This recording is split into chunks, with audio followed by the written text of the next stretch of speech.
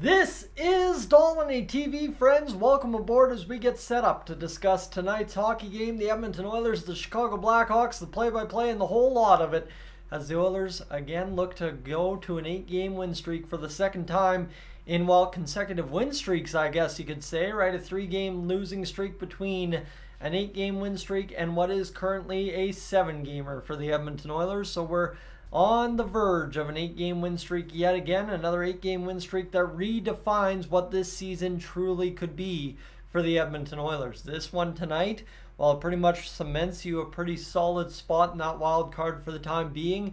You go out there and obviously sweep this road trip we're on against Detroit and Montreal to follow, and oh my goodness, things look real good in terms of the Oilers' chances at the top wildcard spot. And oh, by the way, as well, potentially that third spot in the playoff picture in the Pacific. So we'll stay tuned, see what happens tonight. Obviously, can't get too far ahead of ourselves this evening.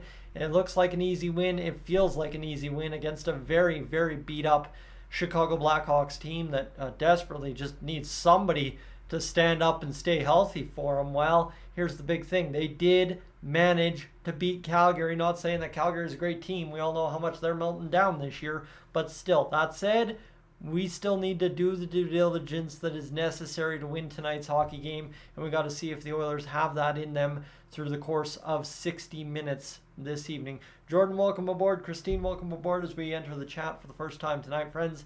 Welcome to the stream. Of course, I'm seeing just a few of you joining in here just right off the hop. We'll be gathering steam here as we go along towards 6:30. I know that much for sure. Of course, everybody else out there tuning into the Oilers Nation and the Edmonton Sports Talk pre-games, and I don't blame you. There's some good stuff over there. Meanwhile, it's just me here keeping you company until the game gets underway.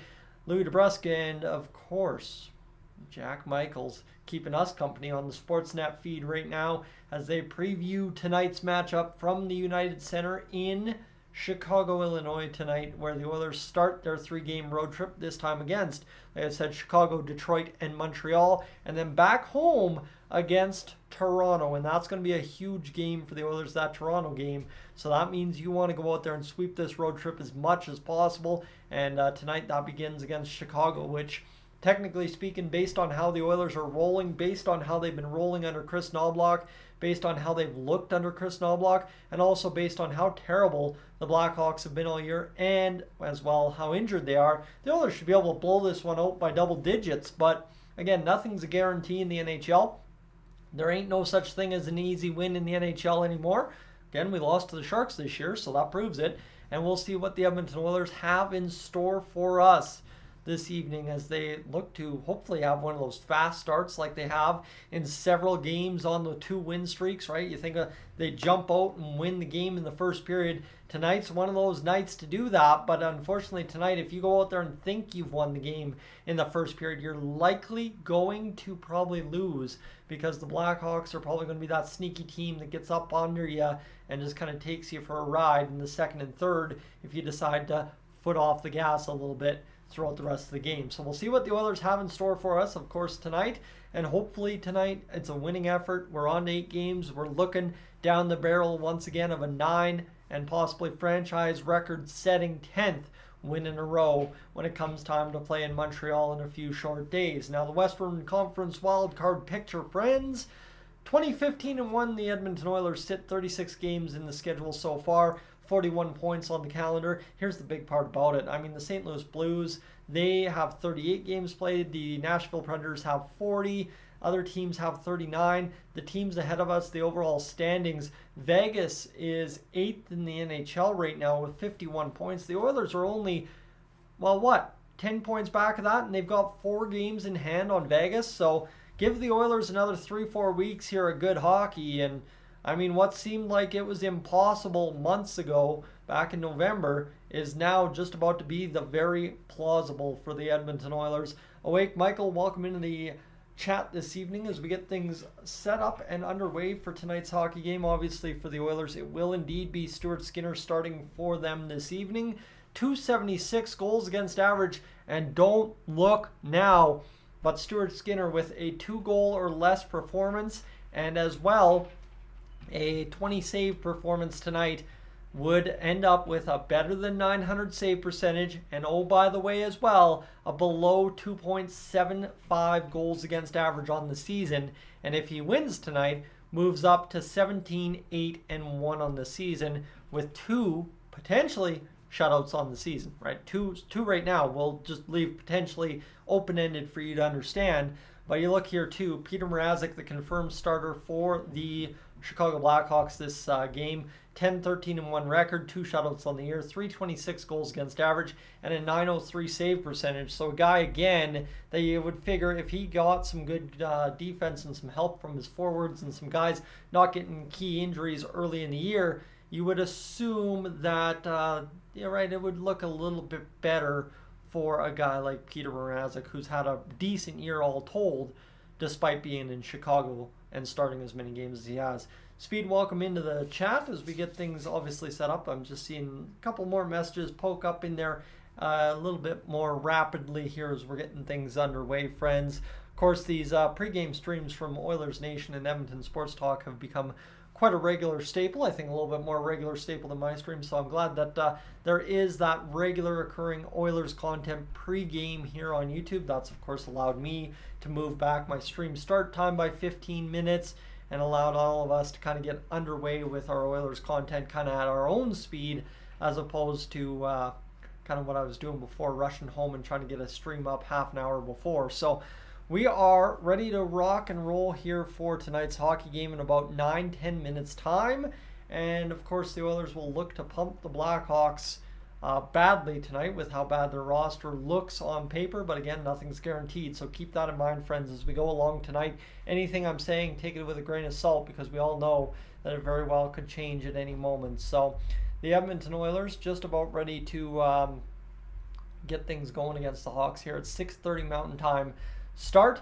Michael, how long is Bedard out for? I mean, your guess is as good as mine. I think it's about a 6-week timeline for a broken jaw, but I mean, I haven't heard enough or heard anything about it here over the past few days to indicate anything else. So I think Boone Jenner was the kind of similar injury that they've kind of pegged it down to be with Chicago Blackhawks youngster there, Connor Bedard. So 6 weeks kind of puts him at that timeline. He'll be ready by the trade deadline, I guess. Would kind of get it ready for the Blackhawks, I guess.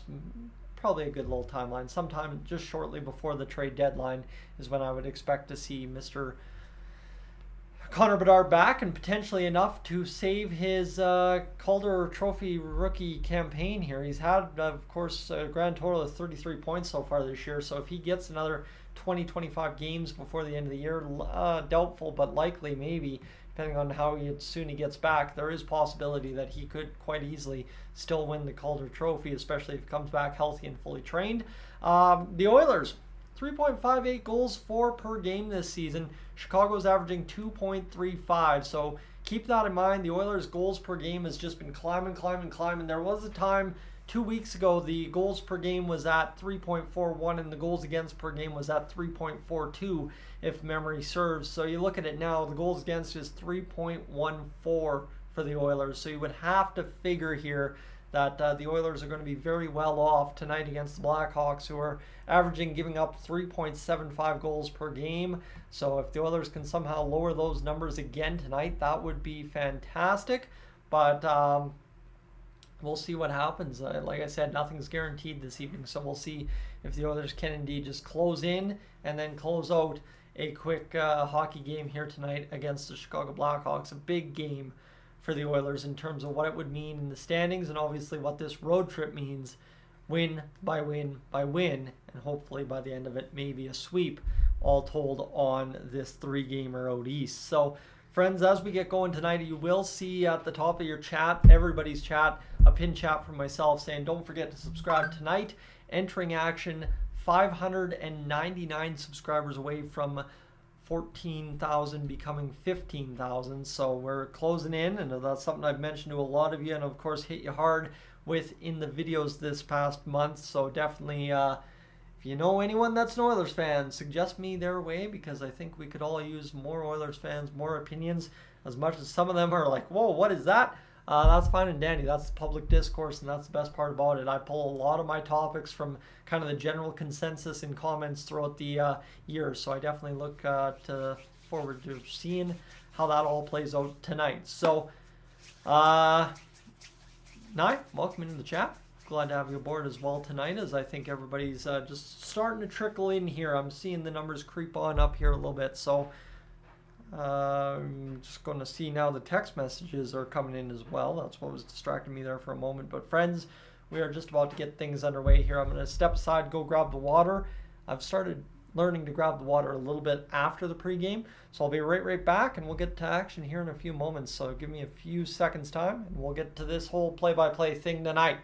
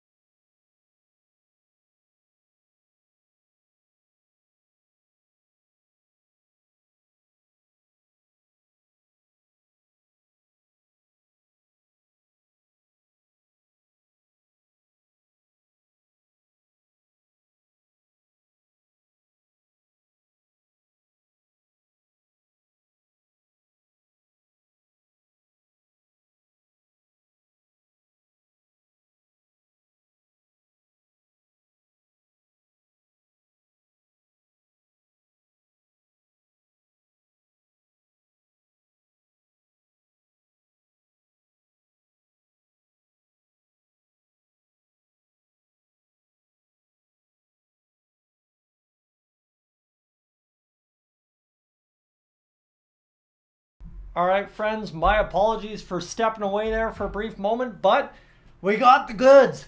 No Corona sun brew for me tonight. That was a little disgusting last time. Got really warm and it was not good. So those zero proofs are never good when they are warm. I'll tell you that much.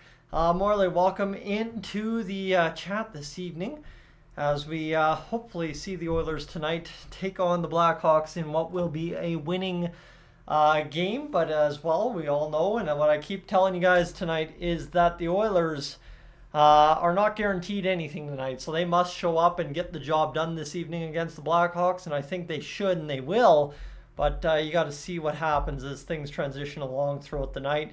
LA is up 2-0 on Tampa Bay early on. Seattle's up 3-2 on Buffalo early on in that one, right? Not yet to the third period. Toronto's up 4-1 on San Jose. Vancouver's up 2-0 on the Islanders. Nashville and Anaheim tied at 0 so far. St. Louis up on Florida. Winnipeg up on Columbus. So in terms of the schedule, you hope Ottawa beats Calgary and you hope Boston beats Arizona, because that may be very well the only good news we get tonight out of the Western Conference standings above and below us. Gav, good evening to you. I am doing just fine this evening, a little raring to go.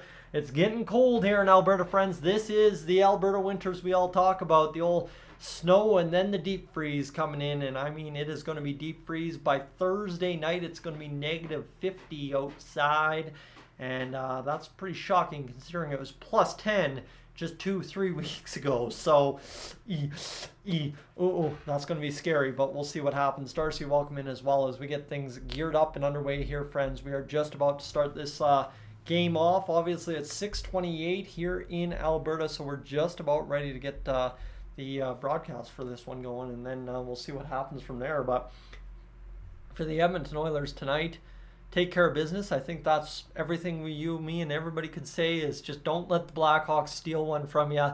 You can't afford it here. If Detroit wins one or Montreal wins one, I think I'm willing to be less upset about that. But if you don't take care of business to at least reach 8 straight tonight against the Blackhawks, I'm going to be pretty upset. Not that I think you have to rebuild the team by any means because of a loss to Chicago tonight, but you got to go out there and just, annihilate Chicago. That's really all there is to it. Calgary let them off easy, I think, in terms of letting them win that hockey game. So tonight, you gotta go out there and just do the job. So we'll see what happens here. And yeah, you know what, friends, we'll continue along here tonight in terms of the last commercial break, and then we will get to the broadcast portion of tonight's game on Sportsnet. I believe it's on Sportsnet 1 tonight. So if you're having hard time finding the game, Sportsnet 1 is where you will find this evening's hockey game. And Taco, score predictions this evening. I'm going to tell you, I think it's going to be double digits, hopefully, for the Oilers. That's really all I've got for you. That's kind of where I'm going with it. I know I mentioned that earlier. That's my big hope for the Oilers tonight, is they just come out flying and never let up. I wish Sam Gagner was playing in the game, because he would try and go out there and replicate that 8-point game from 11 years ago, but that is unlikely to happen, because I believe he is once again a healthy scratch for this Edmonton Oilers roster this evening. So yeah, we'll see what the Oilers can muster and hopefully get it going. But yeah, it's going to be an interesting game, that's for sure, especially if the Oilers decide to make it more tight than it should be overall. 29 degrees. Yeah, I wish it was 29 degrees in Alberta right now. I kind of don't, actually. We haven't had any snow. We haven't had much moisture, and drought and fire and floods and all that could be happening here if things don't smarten up. So let's not worry about that. Let's get some snow like it is in Chicago right now at the United Center. The Madhouse on Madison is Zach Hyman and crew walking in for the game today. And of course, that's going to be a big one for us to try and go out there and just light them up. So Zach Hyman's going to be a key part of any bit of offense for the Oilers tonight. Still pushing for his all-star bid, so to his Draisaitl, and some degree is, of course, Evan Bouchard. So we'll see what happens here as we continue along, friends. As we are into the broadcast portion, Gene Principe about to welcome us into the United Center.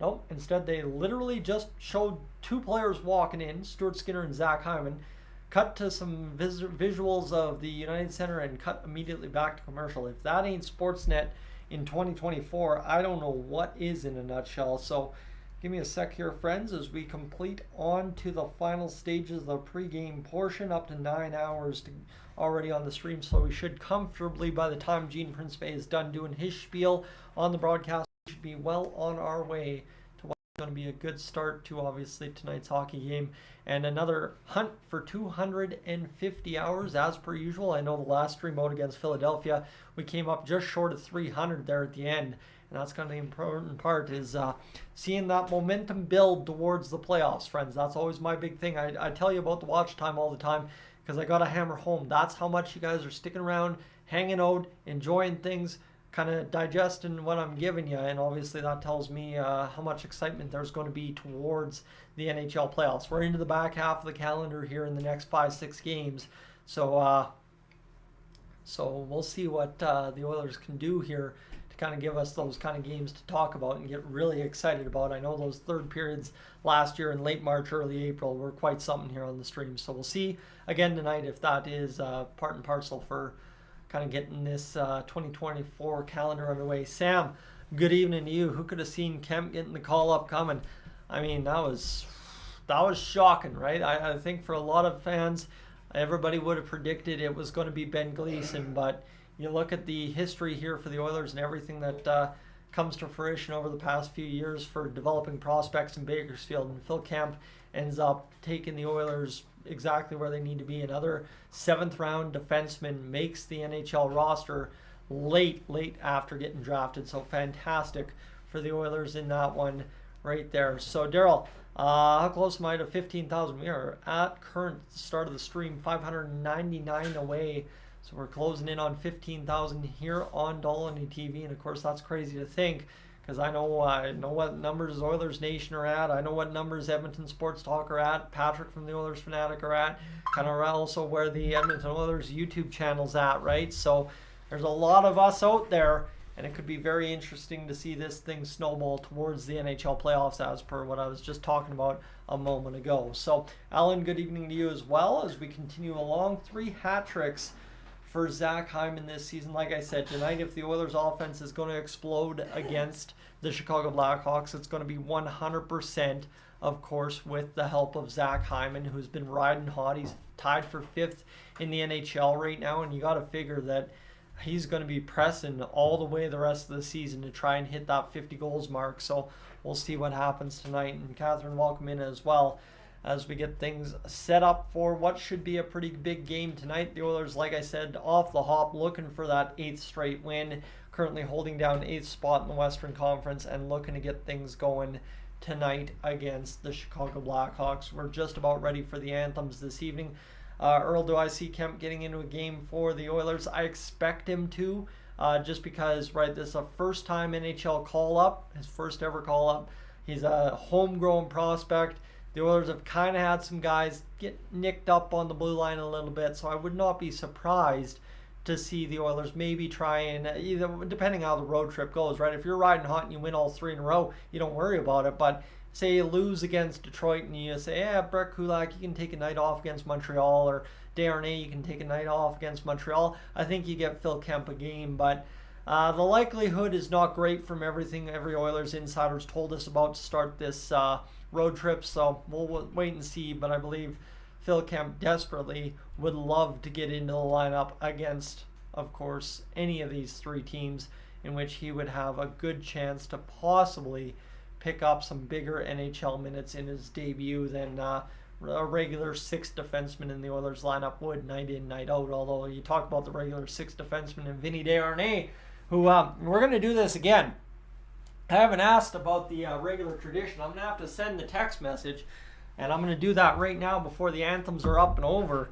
But, oh my goodness, I apologize. I have forgotten to send the text message. Let's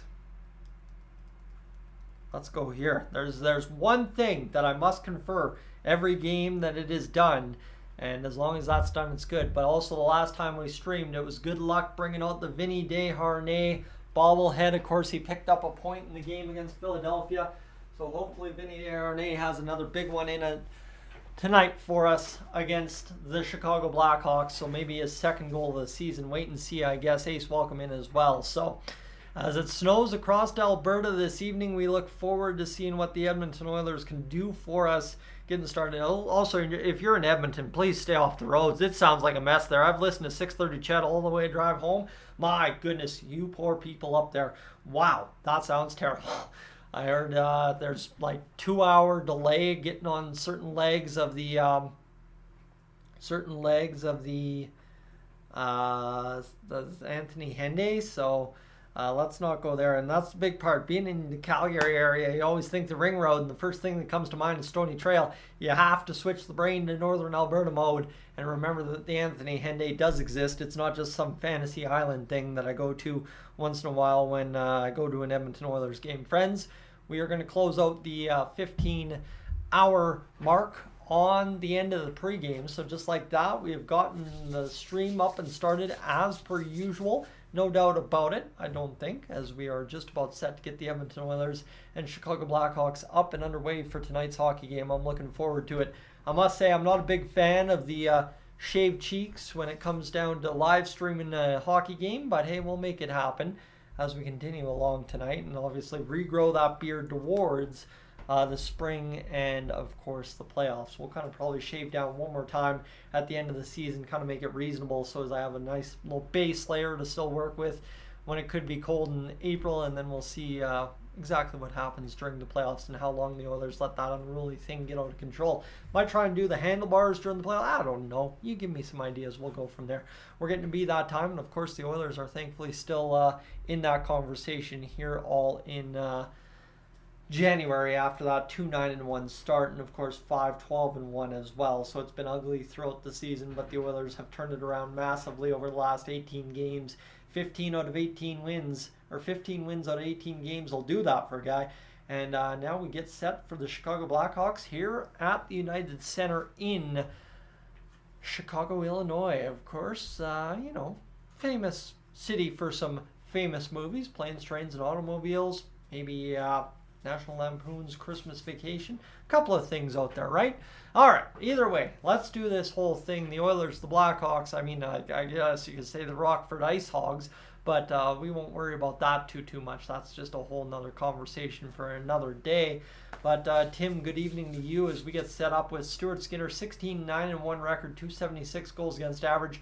Sportsnet's broadcast team has him listed at an .898 save percentage. Sportsnet website had him listed at .899. Either way, a 20-plus save performance with 2 or less goals against is going to get him over 900, you would have to figure tonight. Zach Hyman lines up on the right wing. We are just about ready for hockey this evening.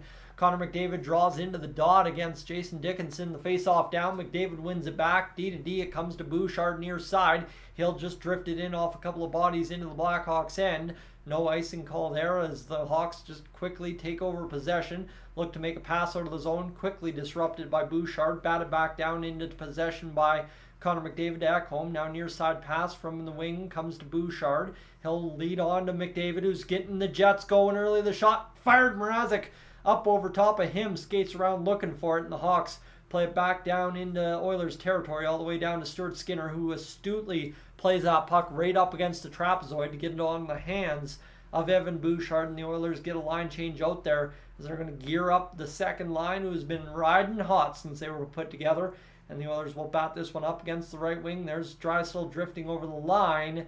The Oilers battling for it here. The Hawks had no clue where it was. The Oilers thought they were offside. Might have been the back official was out of the play, and this one continues along into the Oilers zone, just kind of rolled all the way through the neutral all the way in, and now the Oilers get a couple of passes to get out of the zone and try to play it through the middle of the ice. Fogle with the turnover, near side D-to-D, far side now, and the puck goes back up the middle, and that will be an icing call, as I think Stuart Skinner wasn't supposed to touch that, but they'd already called it dead. And we will have an icing call against Chicago here with only $1:16 gone here in this first period. So far so good for the Edmonton Oilers to start this hockey game tonight.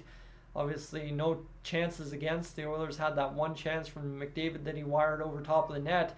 And now Connor Brown's going to line up with Derek Ryan. The face-off won back by Ryan Desharnais.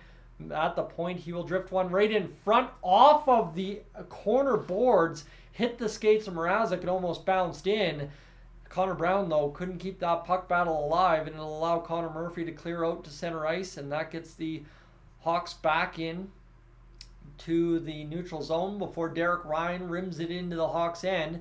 Kane's going to be the first man on it. Comes free to Derek Ryan, who gets bobbled off the puck. Here's Connor Brown going in behind Mrazek. Back to the point. It comes to Desharnais. Now Kulak rips the shot. Tipped on net by Connor Brown, but swallowed up by Peter Mrazek, and that's a good-looking play there for the Edmonton Oilers. A high tip trying to find the zone just for Connor Brown to deflect one home, but couldn't do it that time on Mrazek, and the Oilers will play on here early on in this hockey game.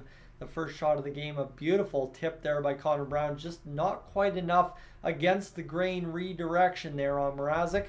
One shot on goal through almost 2 minutes of hockey. 7-game winning streak for the Oilers, outscoring opponents 32-13, so still allowing less than 2 goals a game. Like I said, tonight's the kind of night you need to allow 2 or less for Stuart Skinner's sake, as this one comes back to the blue line. The Oilers barely keep it onside. Nurse, good job to bat it down low and allow the Oilers to regain possession. And here's the thing, the Oilers have the NHL roster versus the Hawks here, so again, these guys might not be the fastest tonight, and you got to punish them down low with the forecheck and make them make turnovers and force them to make bad plays all over the ice, and just kind of capitalize that you've got the NHL level speed. Here's Hamlin, far side wing, shot to the middle, doesn't go towards his stick. Cody Ceci's able to retrieve and keep it in, sealed up along the wall. Adam Ernie plays it around off of the skates of Ernie again on a rim pass by Janmark. Janmark's going to come down low, gather it. He gets buried into the boards. Ernie and Janmark got tangled up. That kind of created that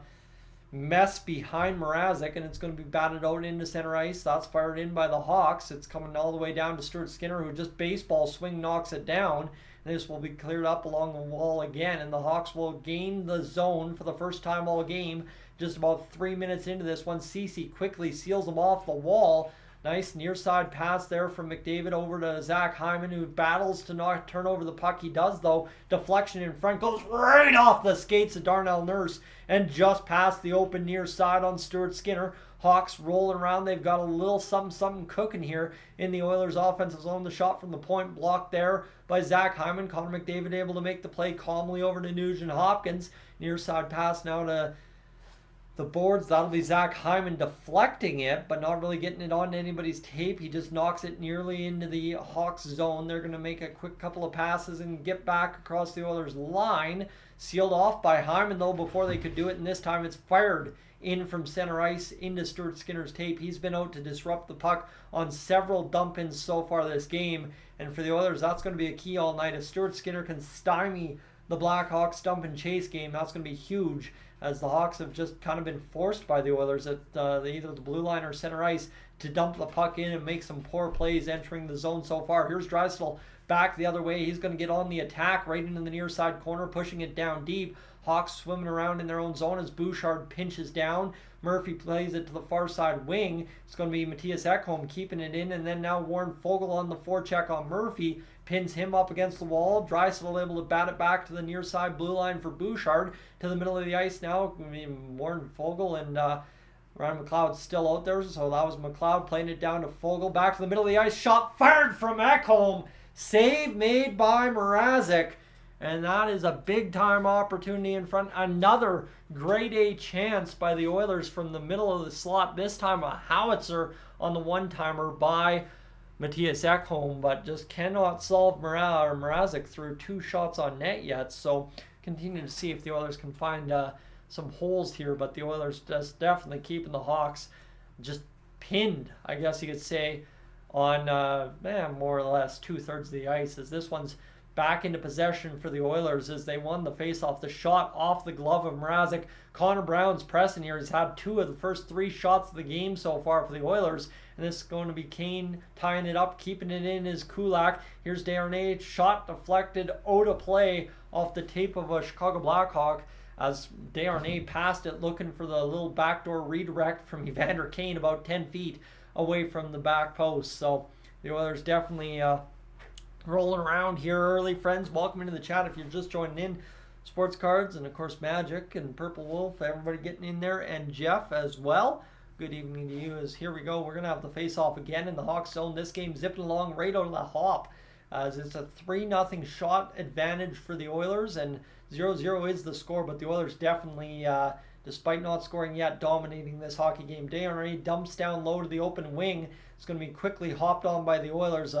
Chance to the middle again, trying to expose the Blackhawks' thinner defense. Doesn't quite work out, but the Oilers stymie them at the blue line once more. And we've played 5 minutes of this game without the Hawks having a shot here in the first period. Connor Brown across the blue line. He's got it across to Evander Kane. Came back to the Oilers line. Can't do it. The Hawks miss the pass. Reichel is deflected off the puck there, and then a bad misread by the Oilers allows the first shot of the game by the Hawks.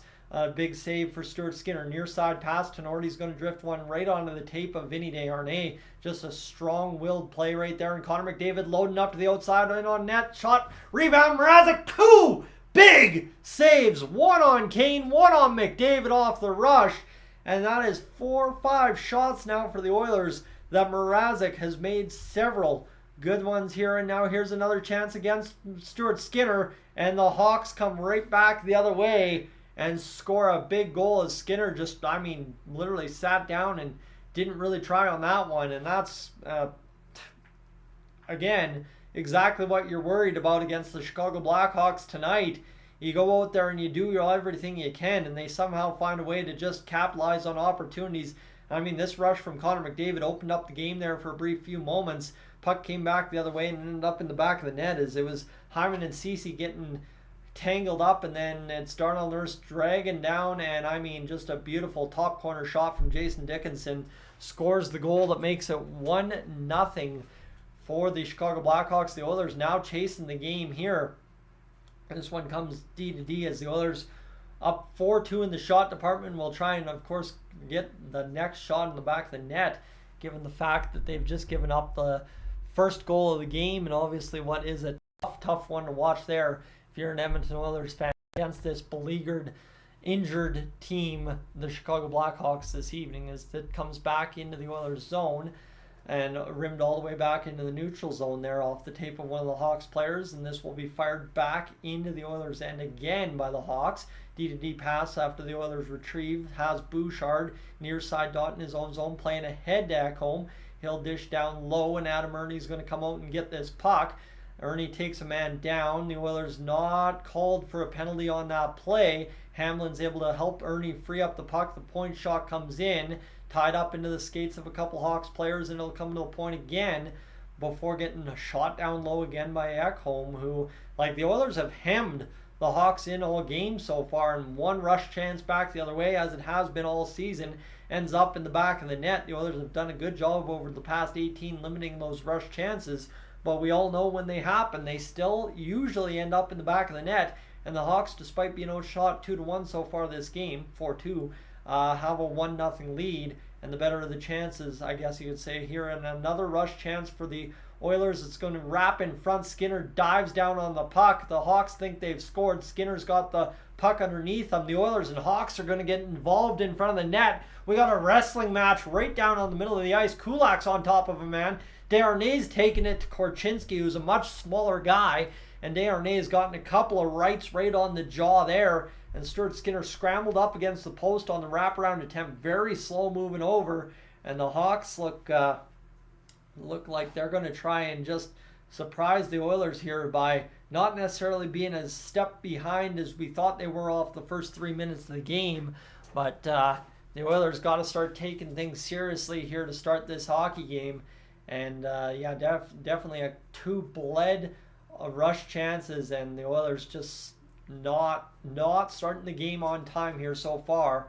And the Hawks have definitely made them pay for it. 1 goal against, and then already pushing around Stuart Skinner in the crease with some sticks in the arms. So he heard it. I don't know how many of you watched the game against Flyers and the Flames there the other night, but they were talking about the Flyers kind of getting under the skin of the Flames goaltender that game, and kind of what that does as it evolves. And not less than 5 minutes later, the Flyers scored a big goal. So keep in mind that if the Hawks just want to keep doing what they're doing right now, things might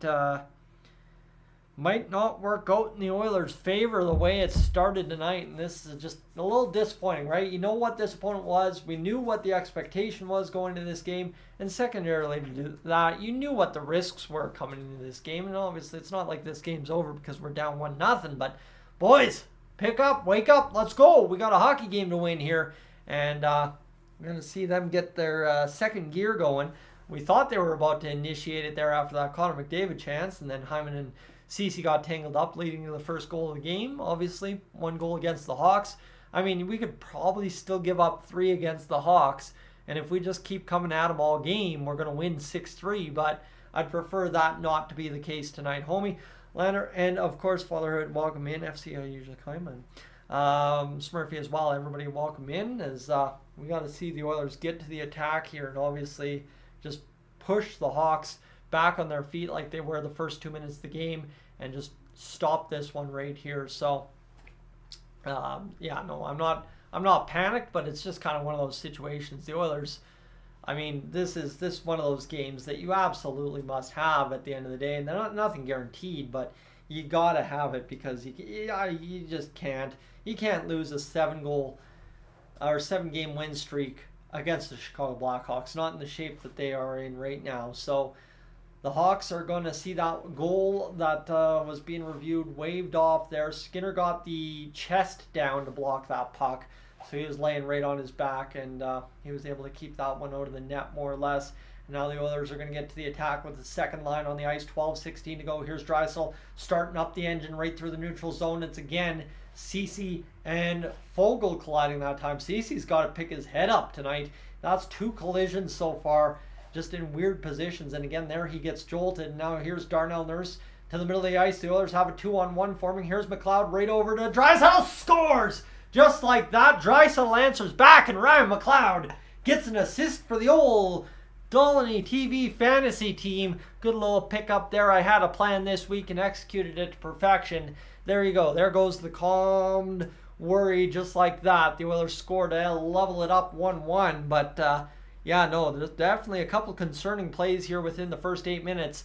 And the Oilers finally answer back with a rush chance of their own and find the back of the net. What a thread by Ryan McLeod to get that onto the tape of Leon Draisaitl. And I mean, that's some tight hands by Draisaitl himself to tuck that one far side on Peter Mrazek. So 5 shots for the Oilers, 1 goal. We could be in for one of those nights, friends. Just wait and see what's going to happen here. Glenn Gulletson giving Draisaitl the tippity tap, and we've got a tied hockey game. But oh my goodness, the Oilers making it interesting through the first 8. as here's Stuart Skinner playing it around the boards. The Hawks will immediately retrieve along the far wall. The Oilers able to get it gathered up and get it out of the zone. Couple key passes. There's nice tip play by Desharnais to get it right onto the tape of Derek Ryan. But the Oilers almost immediately give it back the other way, and they will indeed here, as Brett Kulak was able to come out and hit the man at the blue line to seal him off from entering the zone and force him to dump it down deep. But the Oilers, my goodness, this has been an interesting start, and we'll see what happens here as Kulak will get things started for the Oilers here, hopefully with power play, as it looks like he was the one shaking up or whatever. My stream froze there just for a moment. And now 11:25 to go in this first period. It's Kulak getting hauled down by Reichel, I think, as he's going to get in on the hands and then hooked there by Reichel. And we will have a call for the Oilers, in which the power play unit, after Draisaitl strikes to tie the hockey game, will get to the attack. 26.1%. That's good for 6th in the NHL this season for the Oilers. McDavid helps Draisaitl win the faceoff. Bouchard to the attack with Nugent-Hopkins. Pass down low. The Oilers looking for the puck. Go back to the slot for Nugent-Hopkins. He drifts it up over top of the net. Here's Bouchard. Near side pass to McDavid. McDavid looking far side now for Nuge. Nuge will roll around the far side wing. He goes around the dot there, and now here's McDavid near side and middle of the ice, kind of looking for Draisaitl, trying to load him up. Now McDavid back from Draisaitl as the pass in front, looking off the skates of Hyman. The Oilers keep it in on a failed clearing attempt by the Hawks. Bouchard, though, sees it bobble off a couple players out of the zone, and then Bouchard immediately gives it away to the goal scorer Dickinson for the Hawks, as the Oilers are able to retrieve back the other way, and they're going to have two Hawks caught here. 3-on-2 the other way for the Oilers. Here's Draisaitl looking for the shot. He sees it blocked. That was a good-looking opportunity, but the Hawks just got in the lane. And the Blackhawks are going to get back to the middle of the ice and force it down into the Oilers' end. There is, of course, Ryan Nugent-Hopkins. The Hawks are offside, and the Oilers are going to let them touch it and look to get that second unit out there. I assume tonight's kind of the night you would like to see the second unit score a goal or two, if that could be the case. But the Oilers obviously have had a pretty good stretch of power play time here, thanks to Zach Hyman tucking it in on the far post. So we'll see if he can indeed continue to do that here tonight. Obviously being 5th in the NHL in goals scored, so hopefully for Hyman's sake he can continue that campaign that he's had going. As the Hawks are back into the Oilers' end here, the shot fired down right to the middle of the ice. Save made by Skinner. Puck goes to the far side.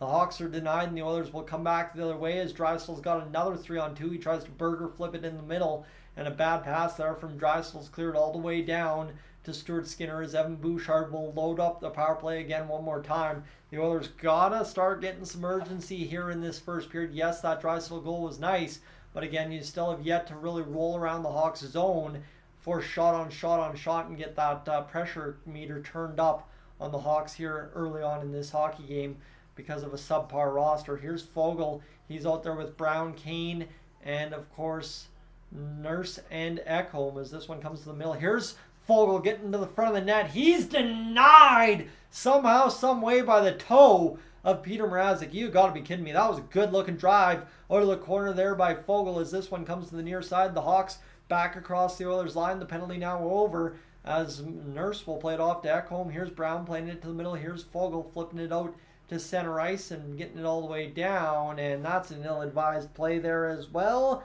An icing call against the Edmonton Oilers with 9:07 to go here in this first period of play.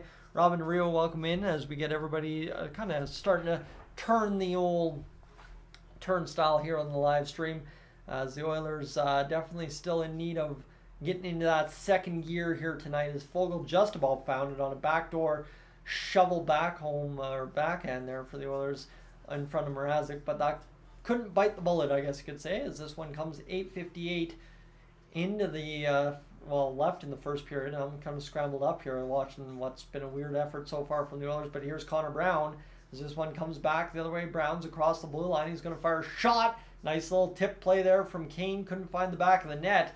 The Oilers have had some good shooting looks, but some blocks from the Hawks, and obviously as well some missed opportunities on key plays have kind of cost the Oilers here so far. And another play across the blue line couldn't cash in.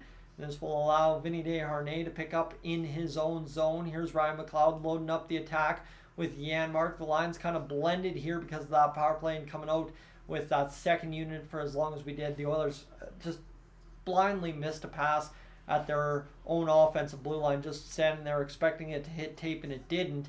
And that was kind of what the issue was early on in the season. The passes weren't crisp, the timing wasn't down, and the Oilers kind of looking like they're missing something here to start this hockey game through the first 12 minutes. The good news is it is tied 1-1 so far, as Matthias Ekholm takes a jolt, he gets it to Ekholm, and Matthias Janmark takes a jolt and gets it to Ekholm, as this one comes back into the neutral zone and is flipped ahead by the Hawks into the Oilers' end, and they'll try and exit out one more time. Ekholm will do the play along the far side corner. He'll skate back off the defender. Here's Evan Bouchard, as the Hawks will get a line change across the boards, and loading up Nugent Hopkins across the line. He's going to get on net.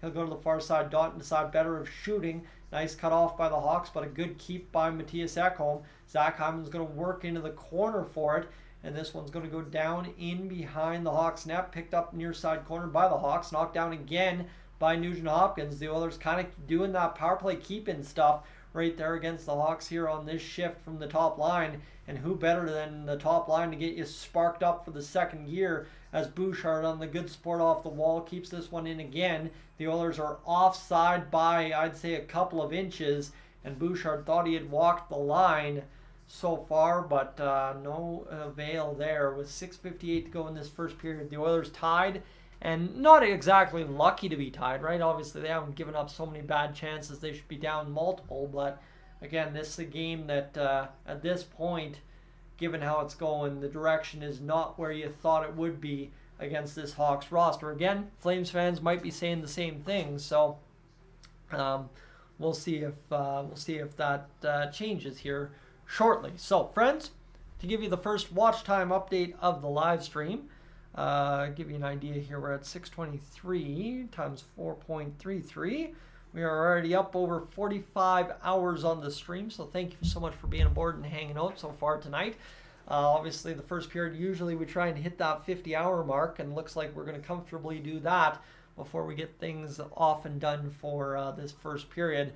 But yeah, no, the Oilers need to get things going, and here's the big part for me tonight.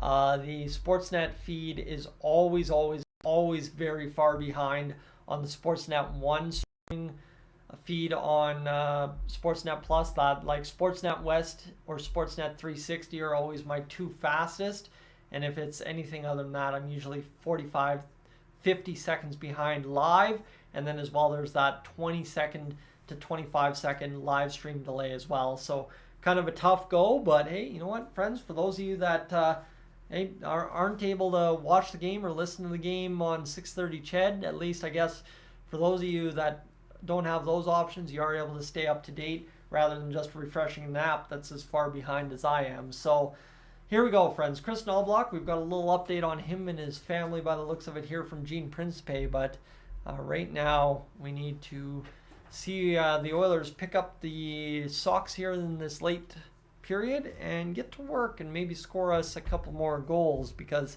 again, fan expectation for this hockey game is, simply put, it should be a very lopsided affair. It should be a very good effort from the Oilers. It should just be give the Hawks nothing, and so far through this game we've given them too much, as this one bounces in front off the face-off outside the line. The Oilers started the third line, and it was just Connor Brown and Evander Kane kind of plugging it down low. Here's Connor Brown to the far side wing. He's going to peel back, pass to the middle of the ice. It's going to be Cody Ceci batting it there, and now this one continues to bat it around the Hawks zone, and they ended up whacking it all the way into the Oilers' end. The Oilers are going to try and make a cute little play through the neutral zone. It works out onto the tape of Connor Brown. This Derek Ryan firing it sky high. The Hawks able to come up with it. Ryan cuts it off, kind of bangs up a couple of sticks here, but the Hawks are able to pick it up and bring it back the other way into the Oilers' end, as this one comes all the way down into the Oilers' zone. Bouchard now to Brown. Brown will carry up ahead. Oilers only have 7 shots entering the last 6 minutes of play here in the first period of play. You assume the Hawks defense is not all that special. You should be able to do something here late in this period if you've gotten them worn down, as Matthias Ekholm fires that puck over top of the net on a good-looking one-time blast from the far side point. The Hawks with a sloppy giveaway. There's McLeod drifting a shot on net, but it goes wide. So again, the Oilers have had some good looks pucks deflected wide, pucks deflected over top of the net, or just missing altogether. And here's Ryan McLeod passing it back to the point for Leon Draisaitl. Draisaitl's going to play it down low to Ryan McLeod, but again, the Oilers just guilty of overthinking the pass more or less, and just not getting pucks directed on net here early on in this first period, as the Hawks will go to the outside, wrap around the net to the middle of the ice, cut off there by the Oilers for the Hawks. And here now is going to be Ryan McLeod, and he's going to load up the attack for Connor McDavid, and I believe that's still Leon Draisaitl out there. There's Cody Ceci rushing to the net. He's going to be spun off and again tries to pass backwards instead of just driving straight into Mrazek. Again, we saw the Hawks try and rattle Stuart Skinner early. Why not try and not necessarily take a run at Mrazek, but take it to the blue paint? Come on, guys. Let's go here. 4:48 to go in this first period. It's a 1-1 hockey game between the Oilers and Hawks.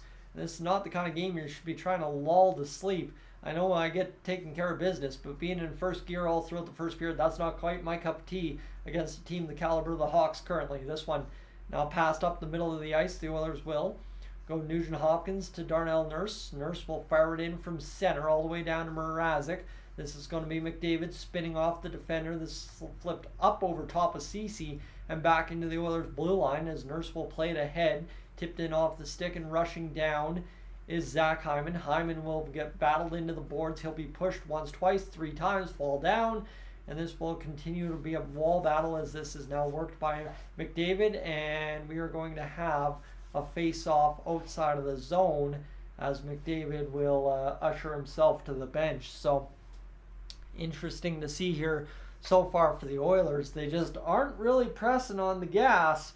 And I don't really know what the situation is. I mean, it's not even called taking your opponent lightly tonight. I mean, that would result in us bleeding chances like crazy. The Oilers just aren't putting the foot down, and it's a game that you would expect the Oilers to be putting the foot down. And I mean, it should be a big game for the Oilers, and they just haven't quite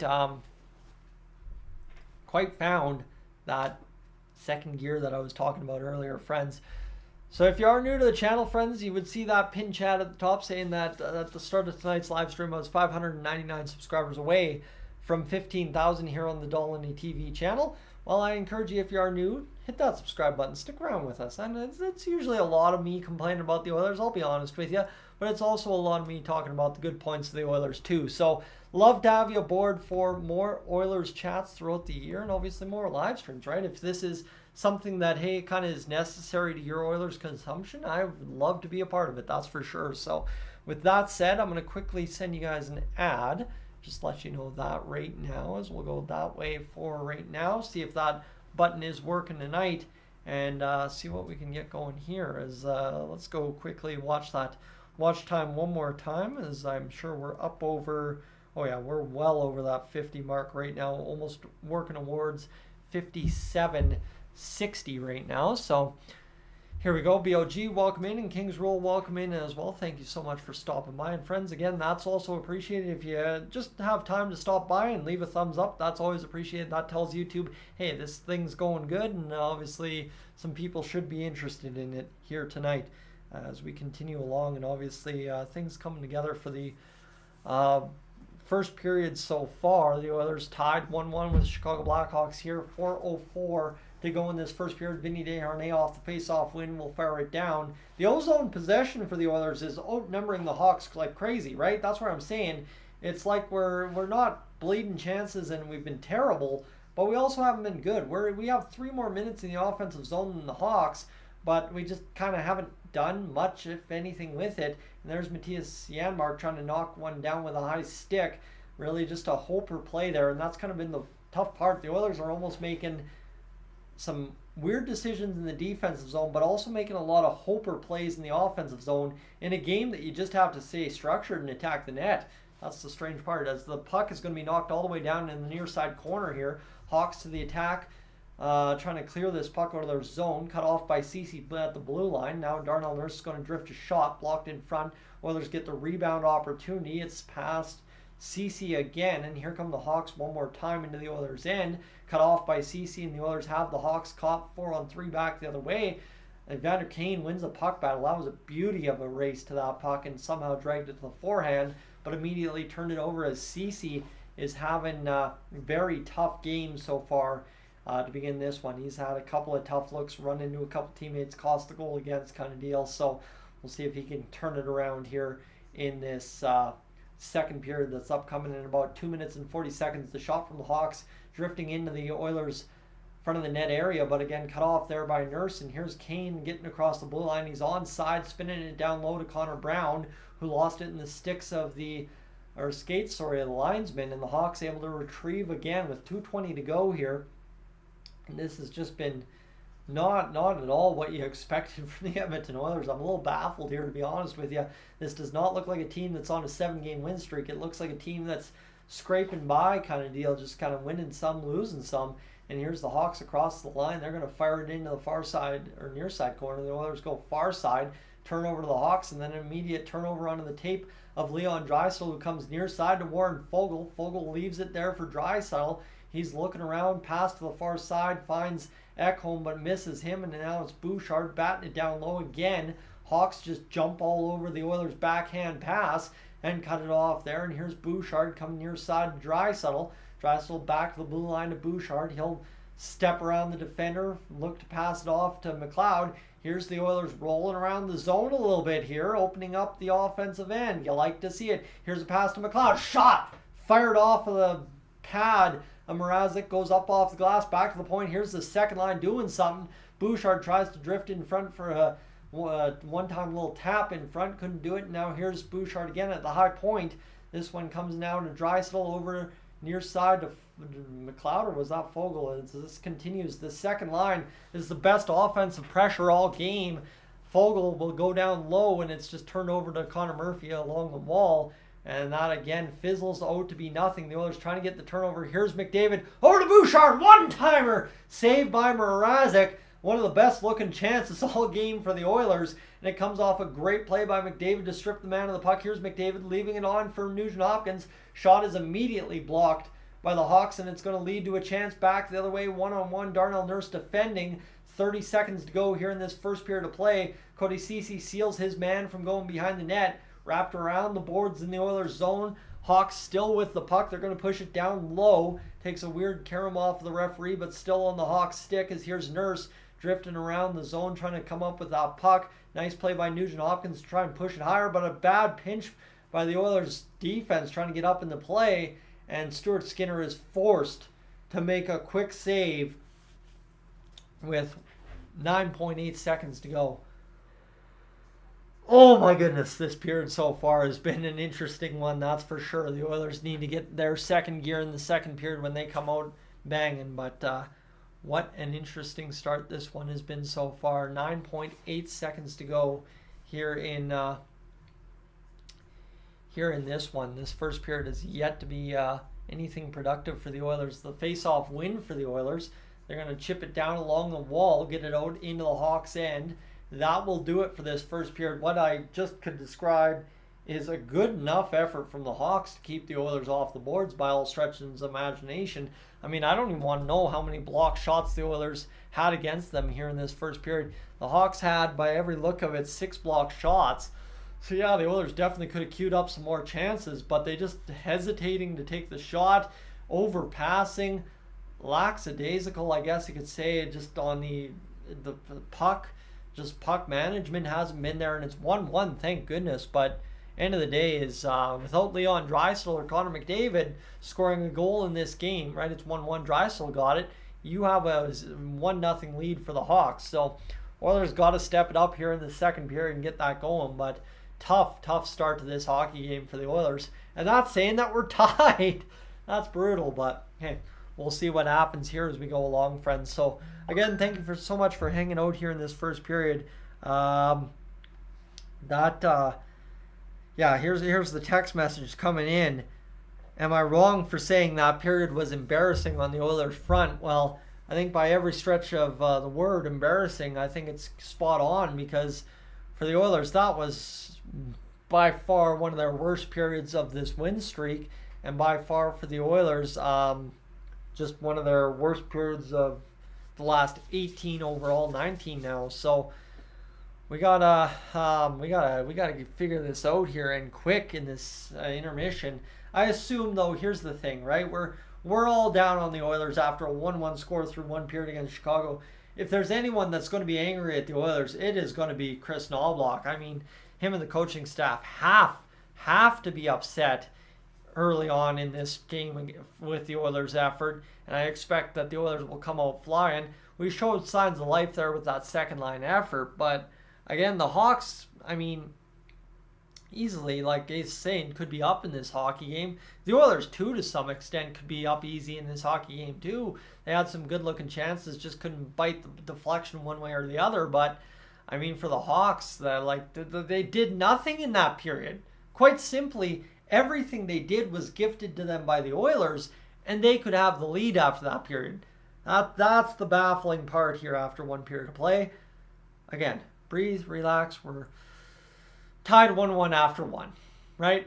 We were down 1-0 for a matter of a few minutes. So, end of the day, this game's nothing yet to sweat. But if you go through a second period of this, the Oilers' heartbreak fashion loss could definitely be coming out here in the third. So, for the Oilers, we all face off the Hawks 11-3. I mean, by every metric, we dictated this game other than, oh, here you go, Blackhawks.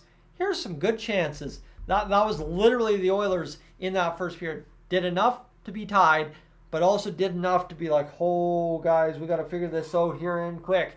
So, friends, I'm Tyson, this is Dolynny TV. I will be right back. I'm just going to run upstairs before we get to the scoring summary, kind of grab myself a little bit of bite to eat, and we'll get back to action here in a few moments' time.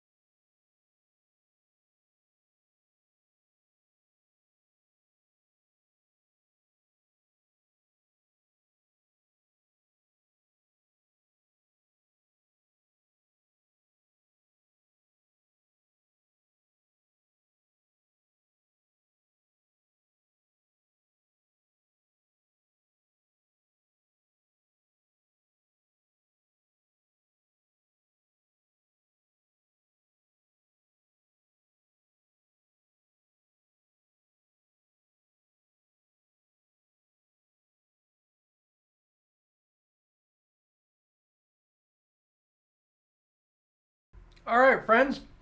Quick little dinner snack choke down, and the Oilers just about set to get this, what you could say, second period underway here in a matter of a few moments' time. Obviously, for the Oilers, disappointing first period effort, and I thought a little bit of snack and a little bit of food to think on it would make me feel better about it. Really doesn't. Wasn't at all what any of us expected. I mean, it is exactly what we should have expected out of the Oilers. Now all said, the Oilers are about to go out there and just blow the doors off of Chicago in this second period. Yes, I understand that's the way Oilers hockey works. I understand that's what I hate about Oilers hockey, and that's what I understand is most frustrating about Oilers hockey is it takes us a period against a bad team in which we barely hang in to keep score level to go out there and fire up the squad. So we'll see what happens now in this hockey game as the Oilers look to obviously jumpstart the attack here in a few moments' time, friends. The watch time update as we continue along here tonight. Give you that as we continue. We are up over, how about that, 70 hours on the stream so far. So we should be almost ready to get things fired up for that 100-hour mark sometime just shortly into the second period. We've got still the intermission to go. With that said, the scoring summary, which I promised you a few moments ago. Jason Dickinson scored unassisted after Cody Ceci and I believe Zach Hyman ran into each other. It's Dickinson's 14th of the season. Again, that's baffling that Jason Dickinson is a double-digit goal scorer for any squad in the NHL, considering the Vancouver Canucks pretty much dumped him for nothing. Leon Draisaitl then answered back just over 2 minutes later with his 19th of the year, Ryan McLeod's 9th assist, and of course Darnell Nurse's 10th as well. So for those of us concerned about the Oilers' secondary scoring or the Oilers' lack of top-end scoring from the big boys, Draisaitl's just about to hit 20 on the next goal. McDavid's not far behind him. Hyman's at 25. Obviously, the rest of the guys aren't very far behind either. So the Oilers should be getting in gear here. I think Bouchard's just about, if not already hit double digits this season. I think he's sitting on 9. So we'll be getting to the attack here soon. Matt, welcome into the chat. Nathan, same to you as well. CS, welcome in as we are just trying to figure out what went wrong in that first period. A lot of simple things went wrong for the Oilers, and now hopefully Chris Knobloch, Paul Coffey go in there into the dressing room, do exactly what happens in every dressing room when you play a poor period, go tear a strip off the team, because this isn't a game where, hey, this is a moral victory to be tied 1. No, this is a game where it's like, oh boy, this ain't good. So the Oilers hopefully get a strip torn off and Connor McDavid comes out in the first 5 seconds of the second period, comes down the ice, scores one of them dangly, beautiful, amazing goals, and suddenly we're up 2-1 and all our worries fade away into the sunshine and rainbows that is a victory in Chicago. I don't know. Again, that's the niceties of it, and that's about the best thing that could happen after what has been an atrocious first period in a lot of regards for the Edmonton Oilers here in Chicago. So Gene Principe on our television broadcast here, I'd say we're about 7-8 minutes away from getting this next period fired up, and we'll see what's happening here in this second period when we get there. Obviously, friends, if you haven't already hit that like button on the stream as well, I'd encourage you right now to do that. We're just about to cross 40. Tonight's a night, I figure, with it being an original 6 team, with it being a tighter game after one period of play, and especially if the Oilers do come and blow the barn doors off this hockey game in the second, this is a game we can definitely hit 100 likes on the stream and have a little bit of a banging third period on the stream. So let's hopefully see that. But I'm just going to go over to the old internet machine here and see what the internet's saying about tonight's hockey game, as I don't think there's much. Might we suggest your intermission voting for these two superstars? No. Really would not prefer to vote for the All-Stars right now. I'd rather go out there and win a hockey game. So Trevor Zegras, yeah, guess what? He is he's injured again, according to the Anaheim Ducks. That's fantastic. And what do we got going here? The Toronto Maple Leafs are up 4-1, 5-1 now over top of the San Jose Sharks. See, that's a good team dummying a bad team. Wow, okay, interesting, right? See, that's just what you do. That's just what you got to do. Is there anything else here? Draisaitl becomes the 5th player in history to score a goal in 8 straight games against the Blackhawks. Okay, that's a positive. There. Wow, we found a positive in this hockey game, and yeah, crazy. But yeah, the Oilers need to show up here and get this going here. As yeah, it was a tough look first period for us, and hopefully we figure this out. So now we just got to go out there and obviously get this job done. I gotta scoop the cats off all the equipment here in the back end of the stream. Get down, buddy. Get down. There you go. You want food? All right, come on. You've already been fed. You have been. Adios, amigos. There we go, friends. Cat's taken the task and shoot off set, and now we should be ready to rock and roll for this final bit of the first period intermission. But hopefully others get in there and get to the attack quite heavily in this second period and go out there and kind of blow the barn doors, you could say, off of Chicago in this second period. We'll see what happens, but looks unlikely after that first period.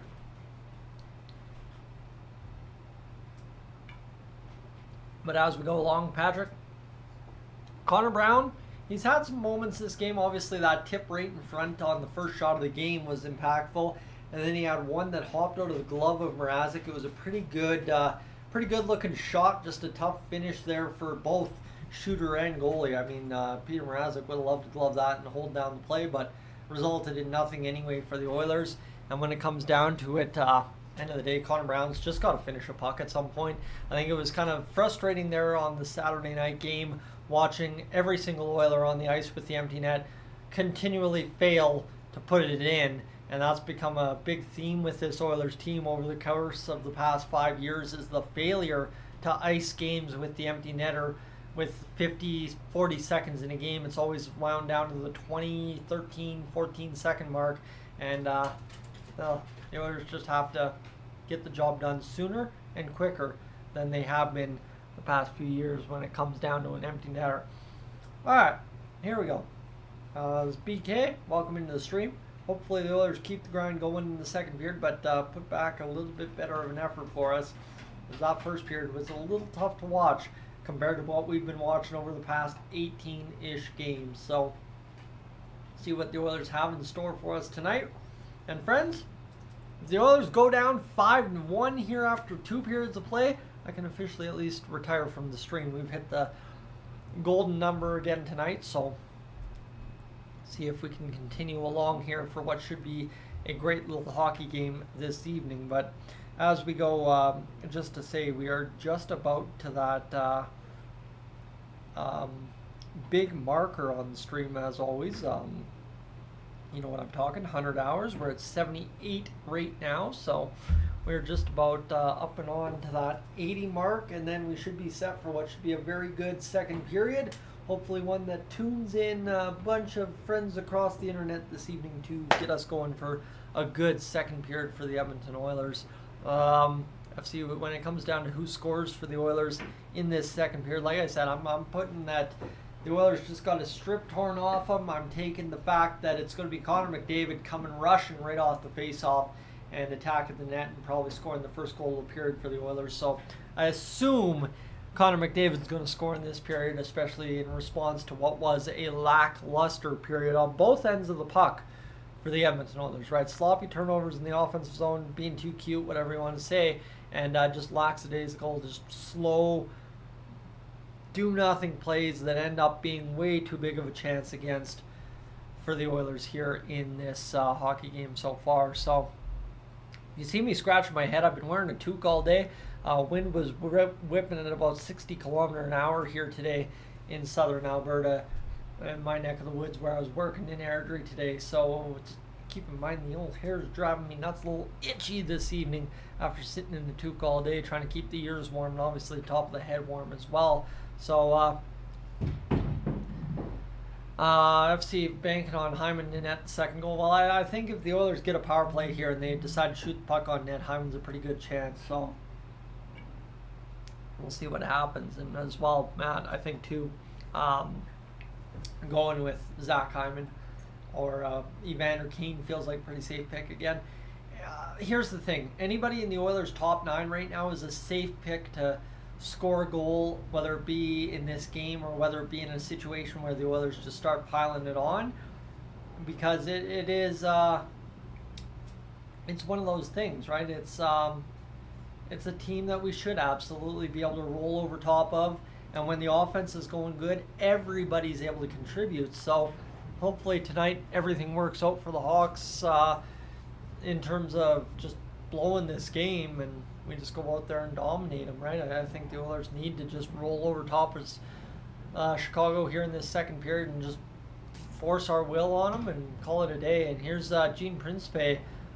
Oh boy, Gene, what are you doing? He's got the voodoo doll out. My goodness, Gene Principe trying to get everything going here. Somebody had asked Jared Tenorti about curses, and Gene Principe's got a voodoo doll out of the Chicago Blackhawks mascot. And oh my goodness, here we go. I mean, we'll try anything. We'll literally try anything here. We'll try anything here to try and turn this one around, I guess. I know Gene Principe is making a point about the injuries, but all right, let's see what Connor's got for us. End of the day, get going, Connor. Here we go. He's going to take the face off at center ice against the Chicago Blackhawks. One ahead by Zach Hyman, chipped right down onto the tape of Mrazek. We're off and running here in this second period of play. Matthias Ekholm chips it along the boards. Connor McDavid just loosely plays that puck. It's enough to keep possession. Then McDavid tangles up with a Hawks player. They both go down in the neutral zone. It's a do-nothing play. McDavid's back to his feet. Oilers right to the middle of the ice. McDavid had it on his stick, but it hopped away. And the Hawks are back the other way, chipping it into the Oilers' end. 19:34 to go here in this second period of play. We have an icing call against the Oilers. And that was an interesting situation for the Oilers. McDavid ended up tangled up at center ice, or he might have been able to bust free. But here's a nice pass from Hyman that backhanded right onto the tape of McDavid, but just couldn't handle it. It was slashed away by the Hawks at the last second. This is going to be the second line coming in. McLeod comes over to talk things with Draisaitl. He'll take the draw against Dickinson, a very good face-off man. Dickinson wins it back. Draisaitl's pushing the defense for a turnover. He's going to get it. Nice play by Draisaitl to hustle up. Good play at the blue line by the Oilers to keep that one in, but ends up being a do-nothing play there as well, as Darnell Nurse will cycle back in his own zone, tip it onto the tape of Draisaitl. Center ice, Draisaitl's hauled down back. Nice little play there off the stick to Darnell Nurse. The Oilers see it escape the Hawks end one more time, still have possession of it, and now the Oilers see it kicked into their own end by Blackhawks, and this one's going to come near side. Pass down low, shot off of the pads of Skinner. Bounce back to the high boards. There's a shot again blocked in front. The Hawks coming in with a couple good-looking chances right out of the gate here in this second period of play. Here's Draisaitl, just lazy play across the offensive blue line. Ends up coming back into possession for the Oilers, however, back in their own end. Is like I said, Chicago, unless it's been gifted to them by the Oilers, have really failed to get anything dangerous going in the offensive end here tonight. And here's Ekholm playing to the far side. Here's now Connor McDavid in on net, scores. What'd I tell you? My goodness, what a find there by Ekholm. What a goal by McDavid. And we're up 2-1 just like that. So, yeah, no, that was a pretty easy pickable play. As you just knew that coming out of that first period intermission, coming into the second period, Connor was going to be looking to change the direction of this game just like that. Steps across the blue line. I mean, at that point, it's just automatic. That's unfortunate for Chicago, but Jared Tenorti gets turned around, and I mean, it's just bing, bang, boom, back in the net there for Connor McDavid. There's really no other way to break that down. Signature McDavid on that goal. 18:28 to go in this one. And sorry, Mama V, you're down 2-1 to the Chicago Blackhawks at this point. It's 18:28 to go in this second period, and Connor McDavid's scored this. I mean, it's such a safe bet. Right, it is such a safe bet, and I'm not a guy who bets on sports by any stretch of the imagination. Screwed up too much of my college fund doing that, but I mean, at the end of the day is, wow. I mean, that is almost too predictable there for Connor McDavid in this game. So this one comes back to the Oilers' possession at center ice. And this one comes D to D, and this is going to be Kulak playing it across the red line there for the Oilers. Pushed offside was Derek Ryan, and I think the Chicago Blackhawks have taken a penalty here with 18:10 to go in this second period of play. Give me just a moment. As we're going to get back to action with hopefully an Oilers power play, if I'm not mistaken there, or was it an offside? I think it might have just been an offside. But Ekholm, what a play there to Connor McDavid, and then just automatic 1, 2, 3 back of the net. Now Mrazek chased in behind his net there, plays the puck right up the middle. This is going to be carried by the Hawks, and I mean, I wish I knew any of the Hawks' names, but it's kind of tough. They're all no names. This one comes back the other way, not that they're no names. A lot of them have played NHL time with Chicago over the past few years, but still, it's like watching the 09 Oilers, I guess you could say, as this shot fired to the middle of the ice, goes off a skate of Mrazek in behind now Kane. Looking to the middle of the ice, he'll go bounce it off the boards back to the blue line, D to D from, I believe that is Ekholm, going over to now Kulak, back to Ekholm, dragging down the right wing in the offensive zone. Here's Bouchard, shot drifted on net, go block in front, and here's now Kane pushing this puck forward. McDavid from Ekholm and Foegele, so Warren Foegele picks up another assist here in this one, as that second line now all have points in this hockey game. It's a safe bet they're going to find 1 point apiece each hockey game, game in, game out at this point, the way they're clipping. Here's McDavid loading up the attack again. He's going to outskate Dickinson all night and day, and then get around the defense all the way to the outside wing in the Hawks zone, past the middle. Nice play by Nugent Hopkins to read it. Shot from Ekholm goes up off top off a body, and they're going to just flip it up off the glass and down the length of the ice into the Oilers' end. There's Bouchard. He will hold up that puck with 16:46 to go in this second period of play. And my goodness, the Oilers doing their thing so far in this second period, kind of starting to ratchet up the intensity, one might say. Obviously getting to the attack here early and often in this first period. Has most points in franchise history. Connor McDavid with 905.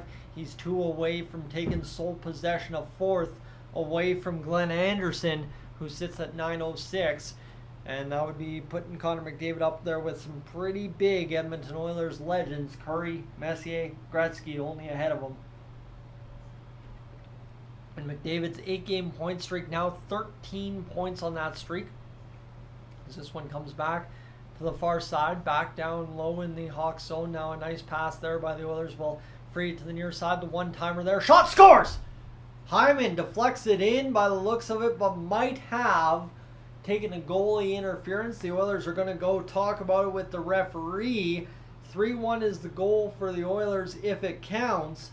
McDavid, a blue line blast that hit Hyman, and Hyman's saying he didn't touch it with the goalie, as the Hawks are seeing this one no goal against for the Oilers.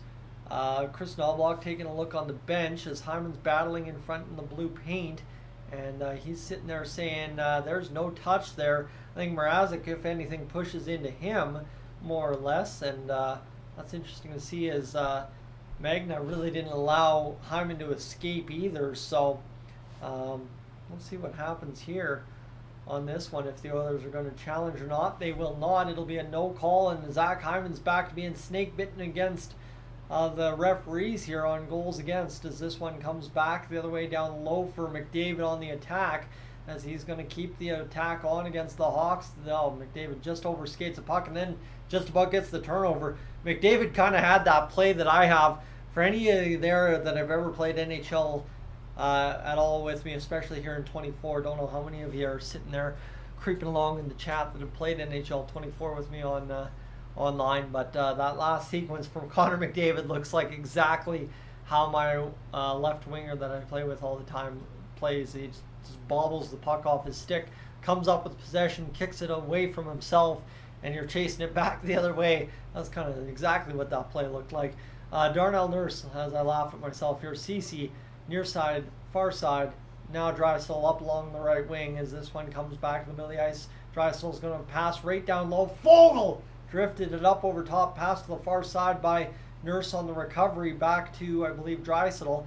Drysdale spins off the check. It's going to be a race to the puck. The Hawks able to clear to center ice as Drysdale makes a lazy play trying to keep that puck ahead. High risk, high reward, more or less to put it. But again, just, you know, when it comes to Drysdale, when he tries to make a discreet play, it never looks good if it doesn't work out. Ryan McLeod, though, good little backhand down low to Fogle. He'll rim around the boards to Drysdale. Here we go. Second line's cooking with the offense again, as this one continues back to the blue line, far side over to Nurse. Here's Fogle. The shot loads up. Save made by Mrazek as the Oilers cycled around, and Fogle lets a 90 almost mile-an-hour wrister go on net on Mrazek. The Oilers only have 10 shots here through just about 25 minutes of hockey, but here's the sad part about it, as you're saying in the comments, it's been a much better period from the Edmonton Oilers so far in terms of limiting chances against. I don't think the Hawks have a shot so far, and the Oilers look like the Edmonton Oilers here in this second period. So here we go, face-off. To the left of Mrazek, the Oilers scramble up the draw. Hamlin comes away with it, pushed down. Off the draw was Janmark. Nice banging crash there by Ernie to free up the puck. What a play by Adam Ernie. You love to see that. And now this one's going to come back down low into the Oilers' end. And this one's going to play right in front. That puck misses. And now this is going to be Connor Murphy challenging for this puck across the line. He gets it. Here comes Kulak turning it around. He's got this puck on his stick. He's going to bat it back into the neutral zone. The Oilers rolling around a little bit here. All of a sudden the Hawks kind of making a couple of consecutive plays to keep the Oilers at bay for the past about a minute, as Darnay will drift this over to Hamlin. Hamlin backhands back into the neutral zone. Hawks cut it off on the no-hope pass. And this back across the Oilers line. Murphy backhands down low, bounces near side, drifted back down low again. And here's Darnay seeing this one pushed down behind him. And Janmark, fourth line's been out there a while. Might be time for a change. Same with the D pair, and the Oilers got to get it out of the zone here. Picked up now by Janmark. He'll just barely shovel into the neutral. That's going to allow Kane to somehow get into down low into the Hawks' end. And the Oilers able to come up with possession on the shot fired in the neutral zone. Ekholm D to D, and this one's going to be drifted back into the neutral zone all the way on to the tape of Matthias Ekholm, who tries to bounce it down low into the Hawks' end. Doesn't. Nicely cut off by Bouchard, who just absolutely blitzes it back in on Mrazek. And the Hawks are able to get this one near side, fired back into the, well, Oilers' end. Bouchard with the puck with 13:30 to go. See, this is the big thing. You've seen Hyman score a goal that didn't count. Here's Kane firing one just wide of the net. His shot missing by a mile with 87 mile an hour on that snapped one-timer. And this one comes back behind the Oilers' net, past the middle of the ice. Wide open. Shot goes wide of the net of Stuart Skinner, who's only made 5 saves in this hockey game. And he's got a 2-1 lead so far, as this cut off now by McDavid at the Oilers line, and it'll be an offside against the Blackhawks. And this game's now starting to jumble up a little bit more than I think one might like against the Hawks midway through a hockey game. But for the Oilers, it's effective so far. You've got the lead, and you just got to hope you hold it here. So Liz, welcome in, and Dale, welcome in as well. As I think Flank, we've welcomed you in as well, or I don't think we've caught you at all, as the Oilers need to get the attack going here. And obviously they've kind of let up since the disallowed goal against Zach Hyman. And I mean, that was immediately waved off. We got right back to face off, and boy, haven't had much time to digest that, but tough go. I don't know why we didn't decide to challenge that, right?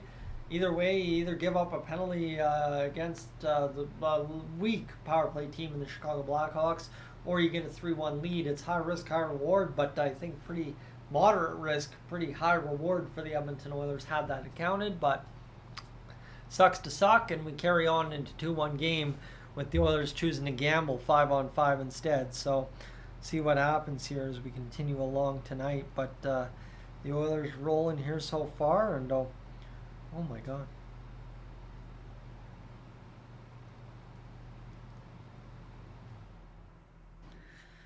As we continue along here, yeah, friends, oh boy, come on, Edmonton, let's go, figure this out. We gotta get rolling here. That's all I gotta say, is we gotta really hard get rolling for this Edmonton Oilers squad here in this Back half of this second period, friends, and let's go here. Just quickly calculate up that watch time one more time, as it looks like we are well over, yes indeed, that 60-hour mark or 100-hour mark. We're at 100 exactly, so we got plenty of time here between the rest of this hockey game to get that last 150 as we continue along tonight. But the Oilers need to give us a reason to keep on watching. Not saying that we are going to tune out by any stretch of the imagination, but it's been painful at times here tonight.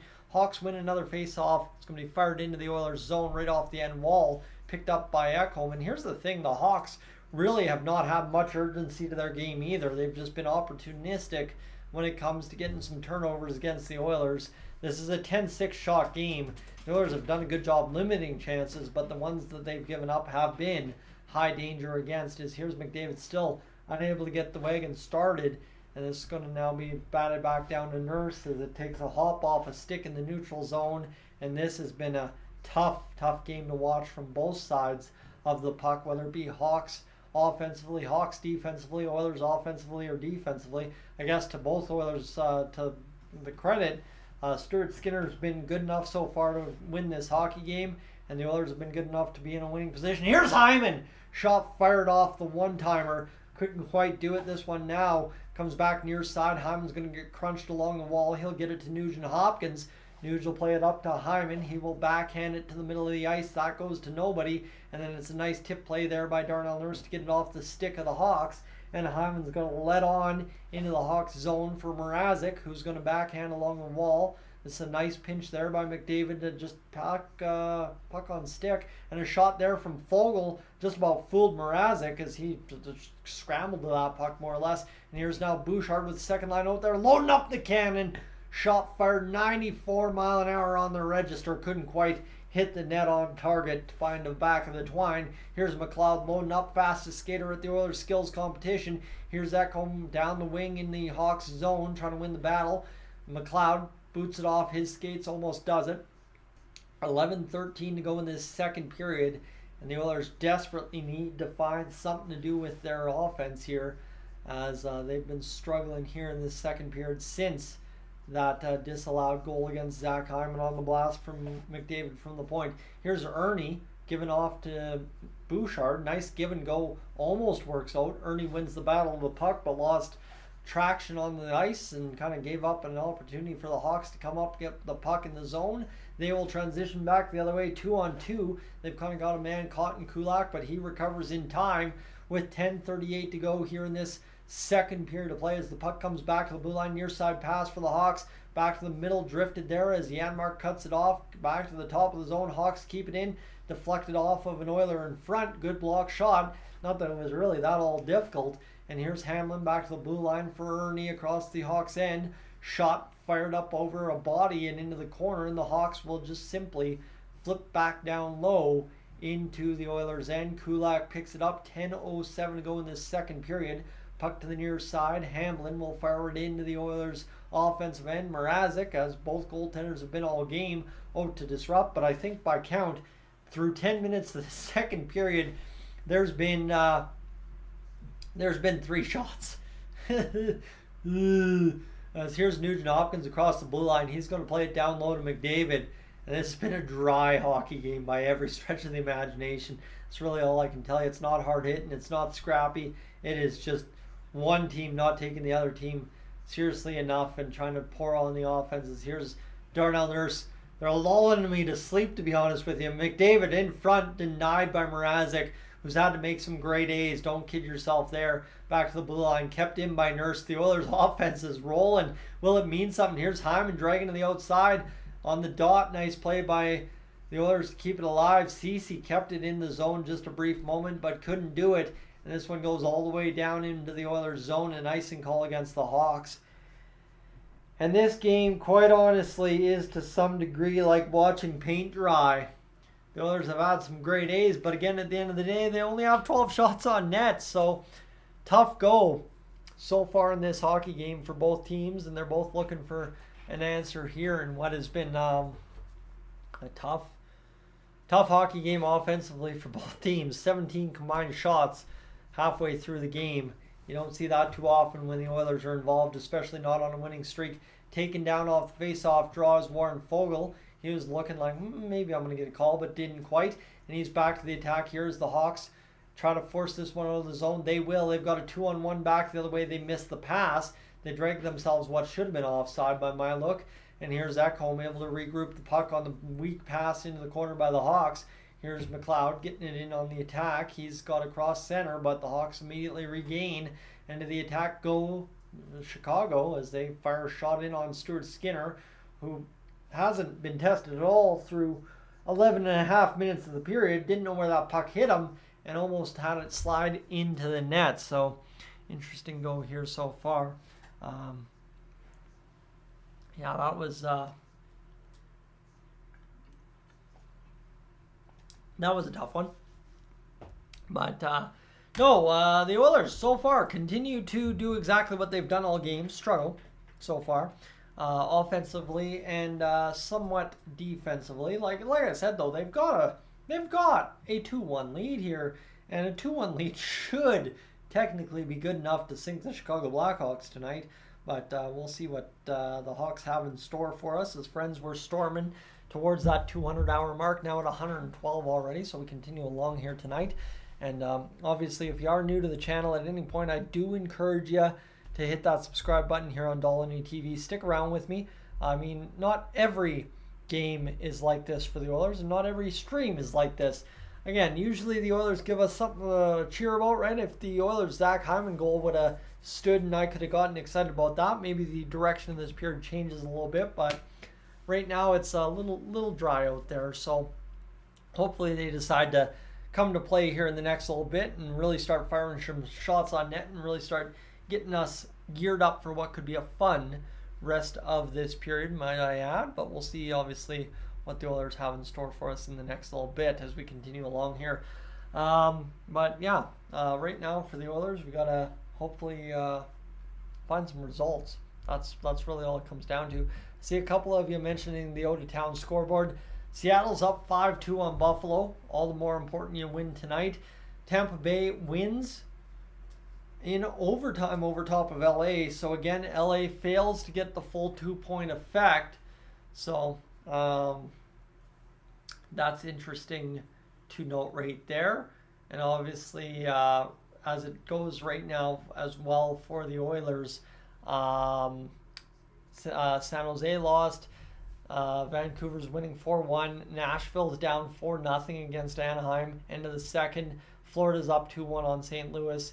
And Columbus is down 3-0 to Winnipeg. So that picture is interesting right now as it continues. Hey now, who scored the second goal? It was none other than Connor McDavid. That was a pretty easy prediction coming out of the intermission that it would be Connor to get the Oilers the lead after a lackluster first period, especially the format of which that goal came to fruition. As here's Desharnais battling along the end wall. The Oilers now, all of a sudden, the intensity is ratcheted up. I mean, the Hawks are just absolutely blasting the Oilers in their own zone with sticks and stuff. And here's a shot on Stuart Skinner. Suddenly, the Hawks have 3 shots in this period, and now the Oilers as well. So we now have 6 shots this period, with just over 8 minutes to go in this second period of play. So good period's coming to life, as this one's going to be a little bit of an intense scramble as Derek Ryan took a bit of a fall, and then Stuart Skinner bit that puck up high off the face-off dot. And this one's now going to be 8:07 to go in the second period. One remaining player from the 1920 roster that saw the Hawks down the Oilers in the play-in series, and that's Connor Murphy, who you're always going to see is one of the names I'm very, very quick to call out on the broadcast. As this one comes back into the Hawks' end on the dump by the Oilers. There to the center line are the men in the red uniforms tonight. The Oilers go back into their own end. A draw from Draisaitl to Stuart Skinner, and then a bad turnover by Skinner and Draisaitl, and that ended up going just wide. The Hawks to the attack here, looking to equalize the hockey game. As not good there either team. Just kind of good regroup for the Oilers. Here's McLeod across the Hawks blue line, drifting down low to Draisaitl. Puck goes to the far side, and now this comes back to the near side for Draisaitl, and I mean, it's just, the open ice in this hockey game has been confusing from both teams. Yes, the Hawks are a less experienced, less talented roster, but the Oilers leaving some weird gaps as well. Nurse fires one up over top of the net, and that will go out of the zone as the Oilers had set up what was going to be a good-looking attack, and then just could not really capitalize on the zone time. And I know the zone time is heavily in favor of the Oilers through the first 34 minutes of this hockey game, but you got to figure the Oilers at some point have to ratchet up the intensity and really make the Hawks just bend and break. An icing call here on a center line shot for the Oilers. 11-9 the shots with 6:48 to go in the second period. I get that it's effective, but this is not at all the hockey game any of us were expecting tonight between the Oilers and Hawks. The Oilers just didn't even get off the plane. They're up 2-1, and the Hawks have just struggled through, but both teams able to play 34 minutes of hockey to almost no real scoreboard effect, despite 3 goals. Is this one a dead giveaway off the face-off? Cody Ceci scrambling, covered that up. Might be a penalty upcoming against the Oilers. 6:43 to go in this first or second period, and that's a costly penalty right there. As the Oilers gotta get a little bit better defensive zone coverage here. As Cody Ceci just grabs on, hooks the guy, and I thought he had cleanly gotten it, but Cody Ceci probably having by far and above the worst game for any Edmonton Oiler tonight. Obviously led to the goal against for Chicago. The goal against us for Chicago. And obviously has given up a couple key opportunities, running teammates twice. It's been a disaster class for Cody Ceci tonight. Here's Derek Ryan taking the face-off against Kurashev. Face-off's down, one back by the Oilers. Maybe this is where we find our man advantage, despite being down one. And the Oilers are going to try and push this out of the zone. Discombobulated face-off win for the Hawks. The shot from the slot, save made by Skinner. Puck pushed in front. Good coverage by the Oilers, able to clear the puck down the length of the ice. And that will kill 20 seconds off the power play initially. The Oilers' penalty kill is 11 for 11 their last 3 games. So either the Hawks tie it right here or the Oilers continue the hot streak. One of the two. Hawks across the blue line. Shot fired up over top of Skinner. Puck lands right to the side of the net. Hawks retrieve. Kurashev back to the point. It's going to be Korchinski running the power play up top. Oilers able to bat it into the far side corner. And this one will go back around as the Hawks will continue to try and load up the attack here. Kurashev's going to play down low. Tip play there by the Hawks doesn't go, and this one's going to be fired back to the blue line. Korchinski as the offhanded defenseman at the near side blue line, unable to keep it in. It's Mrazek out to play it. A minute gone in the power play for the Hawks, who I don't need like that. I mean, you have AHL second liners on this second power play unit at this point. Not that the Oilers don't either, but again, kind of the situation with Connor Brown. 5.5 minutes to go in this second period. 40 seconds remain in the power play, and I mean 13-11 now the shots for the Hawks. The Oilers under siege here over the past 3-ish minutes as the Hawks have just been able to ratchet up the intensity so far and kind of keep the attack going. As we'll see what the Oilers have in store. As the shot fired in by the Hawks rimmed around the boards, the Oilers knocked down is Derek Ryan. 19 seconds to go, and that will do it for the Hawks power play, I would assume, as Mrazek barely touches that puck off to the defenseman. Vlasic comes ahead. That's Alex Vlasic, by the way, as he's across the line right to the middle of the ice. McDavid's caught napping. Shot fired from the slot goes wide. 4:44 to go in the second period. Shot fired on. Save made by Skinner. Shot again. Rebound tipped away by Ekholm, who saves a shot on goal, and this one comes all the way down into the Hawks' end. An icing call against the Oilers again. And we'll have another stoppage in play with 4:32 to go. To say this has been painful is to say very little. Cole Gutman just missed that rebound opportunity. But you know it's bad when you're up 2-1, the Hawks are out shooting you, and you only have 11 shots on goal. 5-0 or 5-0 and a 158 goals against average here for Stuart Skinner over the past few. Thing is, for Stuart Skinner, he's going to get some pretty big saves if saves to help against his save percentage and goals against if he can continue his night so far against the Hawks, right? The first goal, yeah, he didn't look great, but again, first goal is not necessarily on him. Here's McDavid leaving off to Hyman. McDavid now rushing around the net, wraparound opportunity, sealed off by the Hawks on McDavid. 4:02 to go here in this second period, and Connor McDavid just had our best look in 4 minutes as this comes around to the far side, picked up again, this time by, I believe, CC, backhanded down low to Draisaitl rushing around off the wall as the Oilers have the offense loaded up for the time being. This one passed to the middle, now over to the far side. The shot comes in over top of Stuart Skinner as this will be Draisaitl loading up. He's looking to make this play. Yeah, the Oilers have almost 4 minutes more ozone possession time than the for the Hawks, but the Oilers have done little to nothing with it. We have 4 more minutes in the offensive zone, and we trail 2 in the shot department. That's like baffling.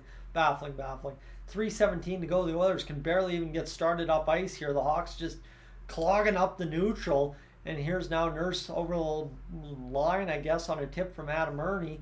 Goes around the zone, and Ernie never actually touched it. Icing call again against the Edmonton Oilers. Kenny Everett, welcome into the stream. Andrew, I missed you earlier, but I don't know what to say. This Oilers team, a little bit baffling here tonight.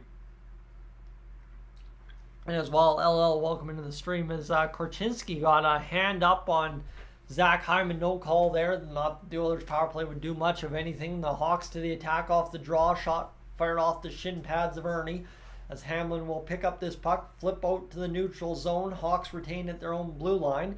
It's going to be chipped along the wall, and Hamlin just little ball of hate bowled right over his man. Didn't give him a path forward, instead leaned head down into him. And with 2:48, that puck ended up flipped into Stuart Skinner's glove, and we'll have a TV timeout. And all said, we'll have a stoppage and play for the time being. But friends, welcome aboard. If you're just joining into the stream, glad to have you. Of course, sorry about tonight. It's been a tough go, but again, I'm going to send you an ad here quickly, and we'll calculate that watch time. And again, in a few moments, ask you to hit that subscribe button. But I'm thinking right now, as everything appears pretty well on the stream so far, how about that? We are up over 128 hours all told. So we are cruising along for what should be a stream that should be capable of hopefully producing that 250 mark if we end up live streaming the post-game show. Of course, never a bad time to get those last few views of the night. But yeah, friends, this has been watching paint dry. Been watching the Oilers be frustrating to watch. Matthias Ekholm, Warren Foegele have their 12th and 13th assists respectively on McDavid's 15th goal of the season. So like I said, McDavid's now up to 15, Draisaitl's at 19. Of course, Hyman's at 25, I think.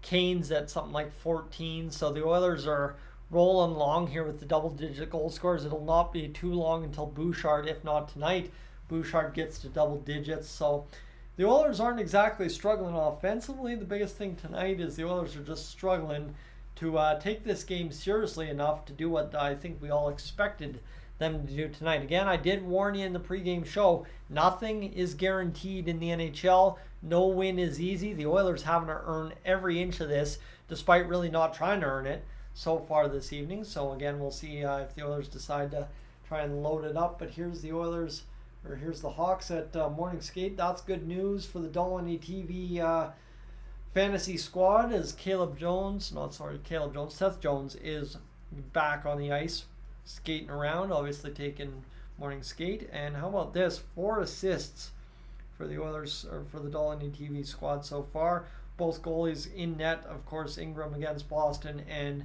DeSmith against the Islanders. Shot save made by Skinner off the face-off. 2:39 to go in this second period of play. 14-11 the shots on goal. I would hate to have Mrazek in fantasy tonight. He's given up 2 goals, and he has, of course, 11 shots against. So, my goodness, crazy. But here we go. Face-off won this time by the Oilers with 2.5 to go here in this second period of play. Oilers winning it ahead. McLeod gets spun off the puck. 15-11 the shots on net for the Hawks as this one battles back into the neutral zone. Draisaitl and company on the ice there. Fogle, of course, and McLeod. And that'll be an offside call. So we have 2 whistles within the span of 13 seconds. And we continue to get going here in this second period late stages, as Connor Brown's line will come across the ice and hopefully maybe do something for us. I don't know. Somebody's got to do something at some point. And Ryan Donato will come across the boards here for the Chicago Blackhawks. Oilers win it, near side pass, as Kulak will bounce off the boards. A nice little play by the Oilers to just shuffleboard that into the zone. And now here 2:09, as that is a missed pass at the blue line for the Oilers. And they are going to go back into the Hawks end. And here's the good part about this game. We should be up and done before 9:30 tonight. I had predicted about 9:30. We should be done about 9:15 tonight. So we'll be able to get that game of NHL 24 in. And I feel bad talking about NHL 24 during an Oilers broadcast, but the puck's just literally bouncing around blue line to blue line. Neither team can really do much at all. The Oilers stymieing the Hawks as much as the Hawks are stymieing the Oilers. And Kane's just going to flip this puck right on to Mrazek. Center field in the blue paint, able to catch that one and whistle it down standing up. So you don't see that too often today anymore in the NHL, but a nice just fly ball there for Peter Mrazek as we start thinking about baseball, slow pitch, softball, whatever you want to say. Oh, Dolynny TV is getting geared up, my friends. Getting geared up. $1:33 to go here in this second period play. As 10-3 the shots for the Hawks so far in this period. As here's Matthias Ekholm, the shot drifted. Big glove save there. Looking more like a catcher handling about a 70-mile-an-hour fastball from Matthias Ekholm. $1:26 to go here in this second period. Yes, I can call baseball too. That's one of the hidden talents. No, actually, if you know anything about the channel, you might know that. As that's an easy glove save for Peter Mrazek, and now the top line will continue out there with Bouchard on the ice. So again, looking for a Bouch bomb to get his double digits going. $1:22 to go in this second period of play. Zach Hyman ties up Jason Dickinson. Puck bounces all the way into the Oilers zone. I think the Hawks were offside if they touched it. Here's McDavid across the line. Pass to the middle again, broken up by the Hawks. 2-on-1 back the way. Bouchard hustling back, seals off the attack for the Hawks. And that's one thing he's done much better of. When he gets burnt, he turns on the Jets. Hyman, though, bad turnover, trying to force the hope pass through. And the Oilers forced to regroup in their own end as Matthias Ekholm given chase. He'll get it to Nugent Hopkins. Play off the skates of Hyman onto his tape. And here comes McDavid over the line. 48 seconds to go. Spin around with McDavid. Pass in front. Bouchard didn't know where the defender was for the Hawks, high in the zone, so he chose to let the puck go by him, and the Hawks ice it with 38.8 to go here in this second period of play. So 2-1 the score remains. Good news.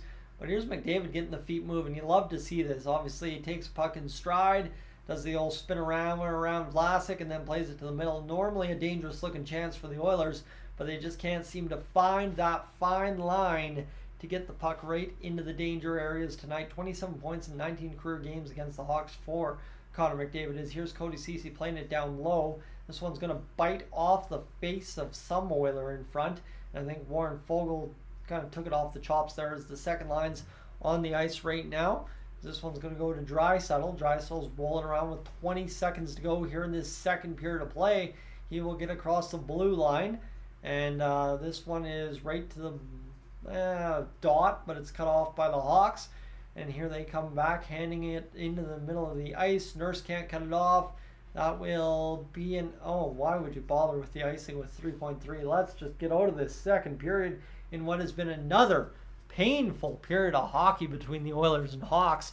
I mean, the Oilers looking like they're a last place team tonight, and the Hawks, unfortunately, are an AHL squad. And that's another high stick miss there against the Chicago Blackhawks. So the referee's having a tough one, but that's not the reason why the Oilers haven't scored a ton of goals. Again, the power play, the only one we've had, was not all that special, to be honest with you. As the Oilers scramble up the draw, they're trying to find it. Time winds down. Why even waste the breath? Kathy, to your point, the Oilers looking like a beer league team. Here's how bad the Chicago Blackhawks are currently this season with the injury bug and all that. The Oilers look like a beer league team, and they hold double the goals the Hawks have in this hockey game. That's how brutal this is right now. Obviously, the Oilers would love to have more offense, I'm sure, and maybe in the third period they'll have that 4-goal third period that we've become accustomed to over the past couple of win streaks. I don't know. I'm just making stuff up at this point. Again, this is one of those games that friends, you, I, and everybody that's ever watched hockey are guilty of. It's a Tuesday night. It's cold out, long day at work because it was cold if you're working out in the elements, and you end up nodding off on the couch, right? For those of you that caught that Jaromir Jagr short at the start of the season there in, I think, preseason actually, where I was on Buddy's couch and I kind of did the old 51-year-olds, average 51-year-old, 7 o'clock at night, nodding off and falling asleep on the couch. And then there's Jaromir Jagr at 7 o'clock in the Czech side of the world there playing hockey and professional for Kladno. So that's a whole difference, but I think there's a lot of 50 plus or even 20 plus or even maybe 10 plus people out there age-wise nodding off somewhere in that second period tonight against the Chicago Blackhawks. Friends, I'm Tyson, this is Dolynny TV.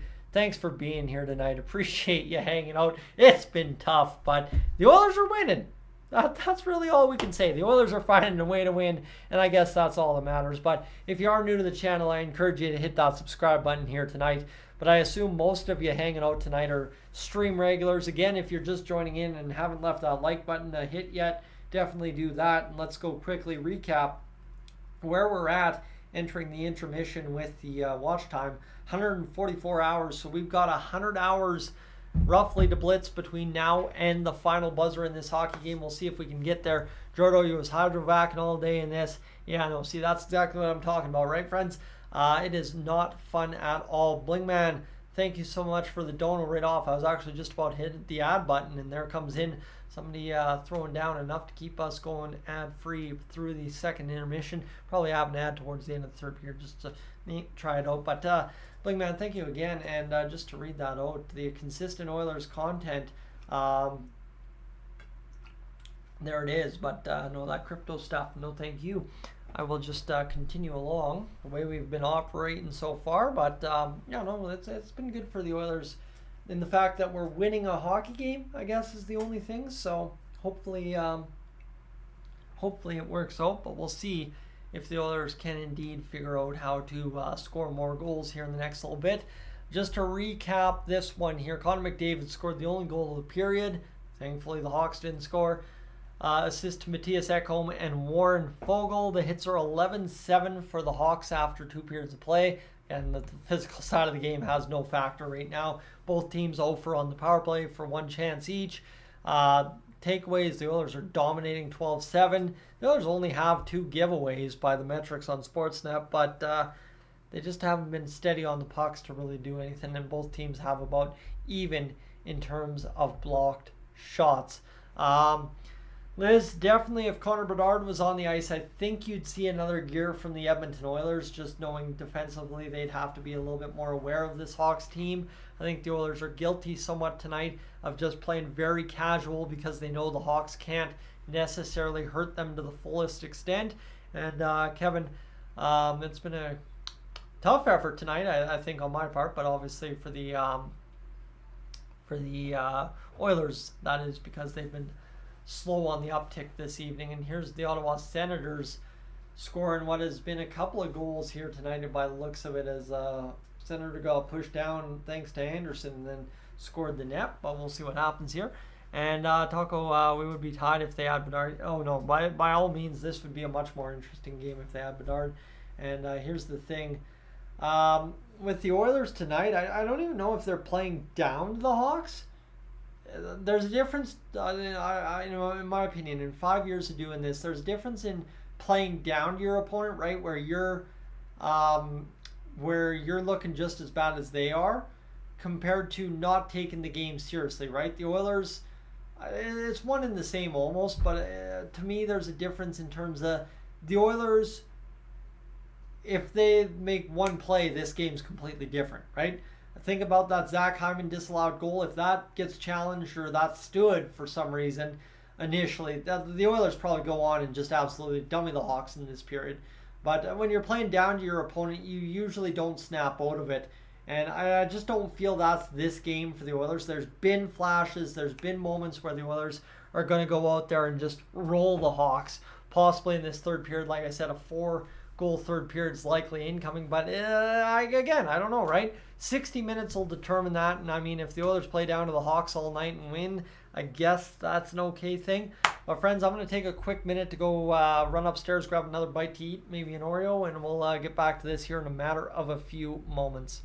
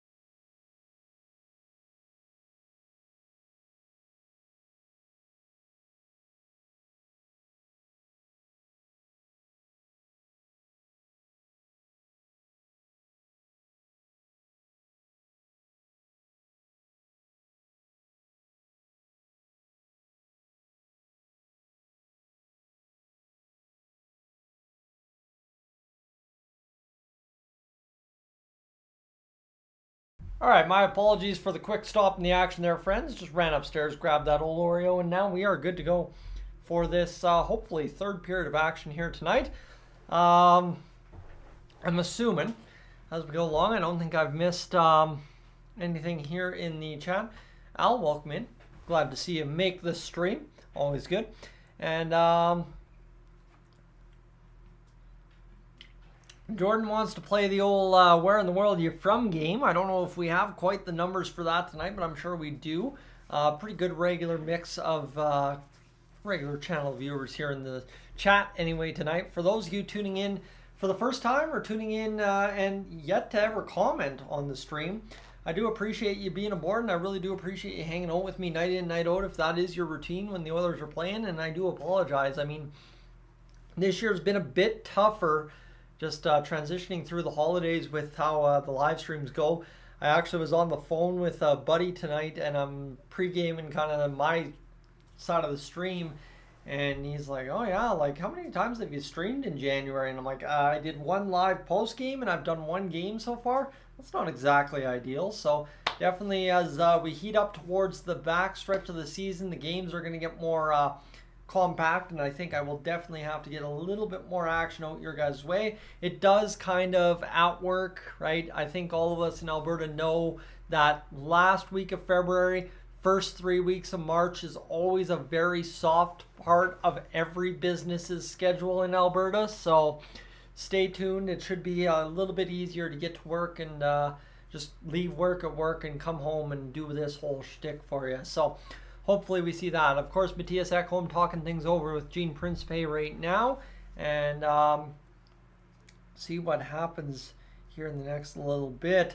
And Bling, I'm working in the HVAC industry, so a little bit of tin every day, right? Always a lot of fun. And I mean, worst part about it right now is tin is metal, Metal is cold when it's cold, and it's about to be minus 50 on Thursday. So, yeah, that's going to suck. But again, handling tin is part of the duty every day. So, we'll make the best of it as we go along. And Gillis TV coming in as well. So, we got the wrench crew coming on out here in the past little bit. But, yeah, we'll see what happens here. And Andrew tuning in from Vancouver Island. Yes, indeed. Again, friends, that's one thing in case you don't know the Dolynny TV chat too well. We got coast to coast and top down on the world, as you heard me mention earlier in the stream. If you're along for the whole ride, Gav's in here from the other side of the world in Tomorrowland, actually. So that's kind of the beautiful part of it, and I might have to go check in with my friend in the other side of the world in tomorrow. Although I think even right now, Britain and all them would be in Tomorrowland as well. So here we go, friends. We are rolling along here tonight as we are just into the Safeway Score to Win winners. There's Tammy Ledoux from Athabasca winning a card, a $200 Save On Foods gift card. Good for Tammy. That's a huge score in a game like this that's been rather painful to watch. Here's Bob Stauffer on our Edmonton Oilers broadcast right now. Excellent, excellent. Yeah, no, we should be just about ready to get this third period underway. I can't believe we have a third period to go, but we will get it going here in a matter of time, hopefully, for the Oilers. But yeah, well, obviously keep the Oilers attack up enough to win this hockey game. That's all I care. I don't care if we win 2-1, 3-1, 5-1, 6-1, 9-1. I don't care what it comes down to. The Oilers just gotta win tonight against the Blackhawks. It's been a abysmal effort, so see what happens. But Connor McDavid's first 39 career games was 42 points. Connor Bedard's in at 33. The Oilers, however, were a bit better of a team, winning 4 more games than the Hawks managed to. So I think the Oilers also had a little bit more caliber of talent around McDavid than maybe Bedard has. Although, shockingly enough, Taylor Hall's one of them that has been with both of them riding shotgun in the rookie year. Taylor Hall, though, I think done for the year as far as I understand. So, friends, we continue along here tonight, obviously, for the Oilers. Not been the effort so far. So, hopefully we come up with a better effort here in the next little bit. But again, we close in on that 200-hour mark. We're at 163, so we got just less than 90 to go here as we blitz towards that all-powerful 250. That's kind of always the target every stream. Friends, as well, if you haven't hit that like button just entering the stream, make sure to do that as we try to load up for what should be a fun third period of hockey action here tonight. I will tell you, though, definitely seeing just kind of the overall interest in the hockey game so far is not really in there. I don't think too many people are at all really in this game for Oilers fans. I don't think Hawks fans are too much in this game either right now as it stands. Haven't seen too many Hawks fans come into the chat as of yet. So, and of course, too, the other side too is I think we've only had one guy betting on the game come into the chat so far. So, again, the interest in tonight's hockey game very minuscule because of the results so far. So we'll see if the Oilers and Hawks can change that in the third period, preferably just the Oilers, and preferably in a good way. That'd be so good. Anyway, we're just about ready to get this third period resumed here in at about 8:30, I assume, is where we're going to get this third period kicked off. So, yeah, we'd like to see that kick off in style, and obviously maybe a 4-goal third period, win 6-1, and pretend like those first 2 periods didn't happen. Rinse our hands. Anybody that watches this stream back on replay, gotta watch the whole thing or you don't get the full context of the story, right? That's, I guess, what you'd be saying if the Oilers still figure out this situation. And Patrick, yeah, hopefully maybe Connor Brown finds a way to bite a goal. Again, I think the Oilers just shoot the puck here against the Hawks in this third period and it's going to go in. That's kind of what I'm thinking as we get things fired up. And Peter tuning in from Saint Federal. They again, I actually don't even know how to pronounce that. I'm not going to try. But Peter, welcome in, tuning in from Quebec this evening. We'll say that right now as we get we go along for obviously the last hopeful commercial break of this third period, and then we're going to get into this what will be our last commercial break of this second intermission, what will hopefully be the start of the third period. We'll see. Obviously, the Oilers got to decide to start the third period for it to actually be the start of the third period, in my opinion. And we'll see if the Oilers decide to do that or not. But the way this is looking tonight, I think you might bench either somebody on the defense in favor of Phil Kemp against Detroit, just because you need to give the lineup a wake-up call after what's been a rather lackluster performance tonight against an undermanned, under-talent, just under-sea Chicago Blackhawks squad. And oh my goodness, this is just tough. But they're just not taking the game seriously enough, and hopefully, as we discussed earlier in the second intermission here so far, it doesn't end up being a night where the Oilers played down to the Hawks. Hopefully it ends up being a night where the Oilers just didn't take the game seriously until the third period and then pound the Hawks 6-1. That's all we can really end up hoping for here tonight. Felix, tuning in from Maryland, welcome in. And Sandy, good evening to you as well. As we are rolling along for a long commercial break here. We didn't even get a commercial on this commercial break, so that's kind of tough. But I'm just going to quickly take a peek here as we continue to blitz along towards 15,000 subscribers as well. Take a peek, see where we're at. How about 14,408? So we've moved up. Now only 593 away, or 592, I guess the math would be, Tice, from doing that big old thing there of 15,000. But tonight we continue along, obviously, what has been a pretty good solid stream so far, friends. I think you guys have been along for the ride for what's been a paint-drying hockey game so far, to be honest with you. But we'll see if the Oilers can give us a little something to talk about here in the next little bit. I assume they will, so should be in for a good little ride. And of course, here's friends, watch time. The average view duration on the stream tonight, just about to cross that 2,000 view duration or view plateau, is 5 minutes and 21 seconds. You guys, for those of you that spent the evening with me, you've been spending the evening with me, I'll tell you that much.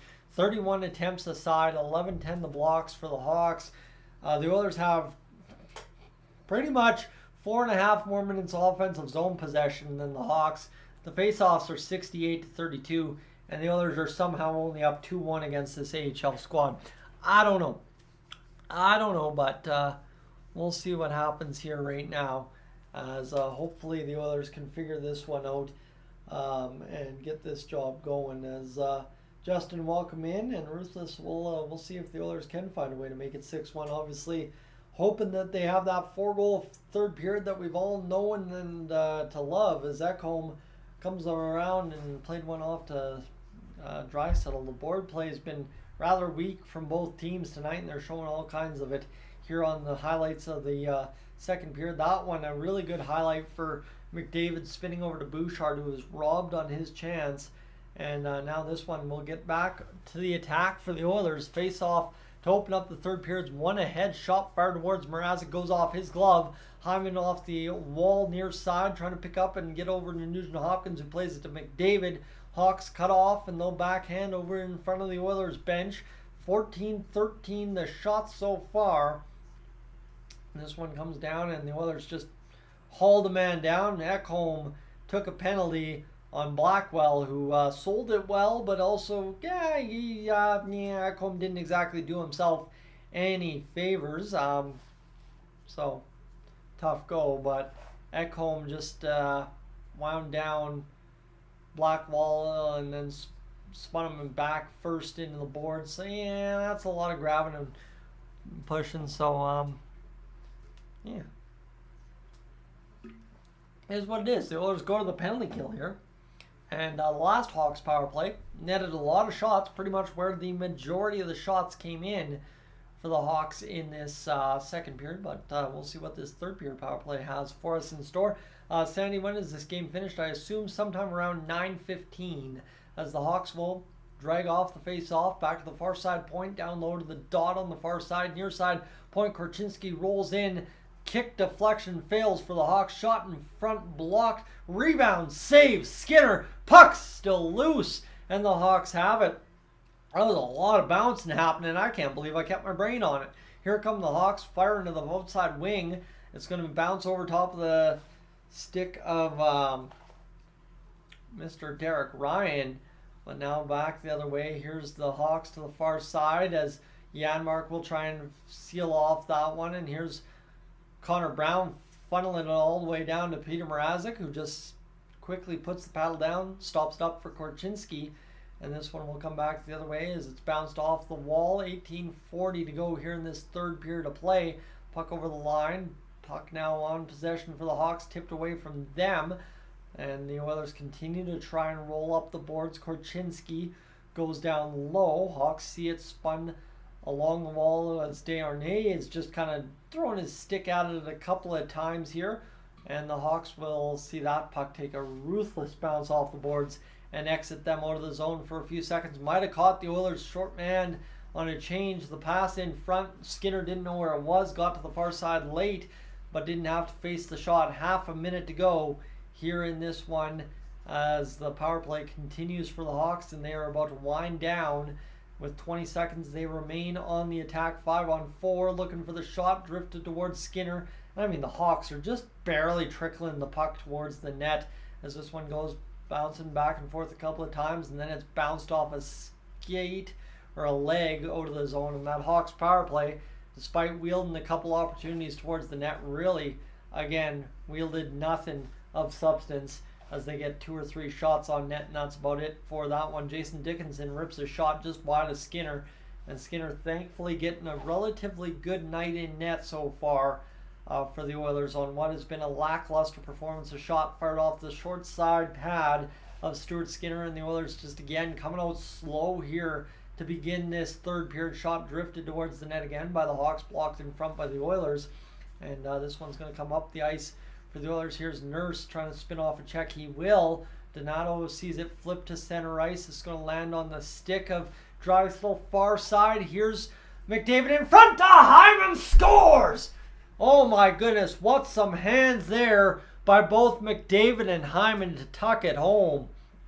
And what a sequence of events as the Oilers able to put it home and make it a 3-1 lead. And after all, despite that, well, guess what? Zach Hyman still scores the 3-1 goal despite the first one being waved off. And Stuart Skinner obviously had a good sequence to keep this game 2-1.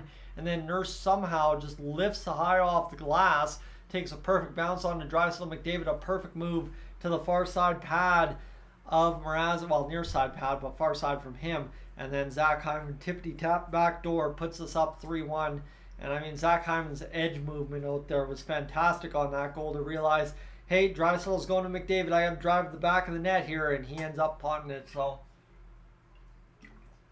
huge, huge goal for the Oilers. And there's that excitement we all love to see.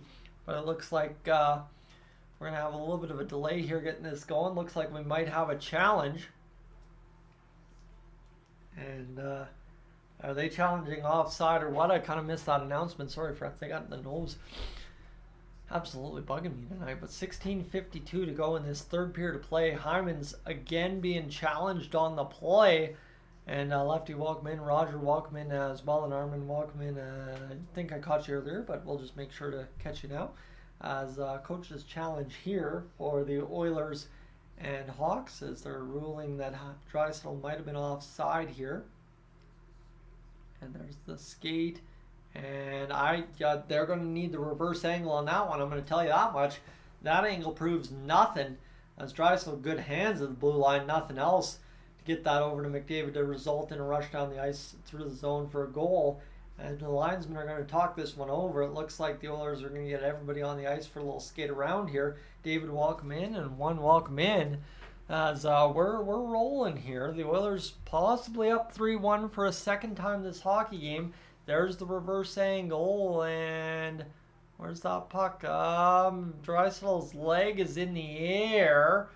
So I don't know the ruling on that, but I believe it would be offside, in fact. So I think this one's going to come back against the Oilers if I have to be an unbiased hockey reporter for a mere second. But again, this angle here is going to show all. And oh, there you go. That angle shows the puck is across the line as Draisaitl drags his foot in the air, but I think it has to be on the line. So let's see this one from the reverse blue line angle. That puck goes up over top and bounces, and I think that's on Draisaitl's tape, so he has possession carrying over the blue line. So yeah, I think that's going to count.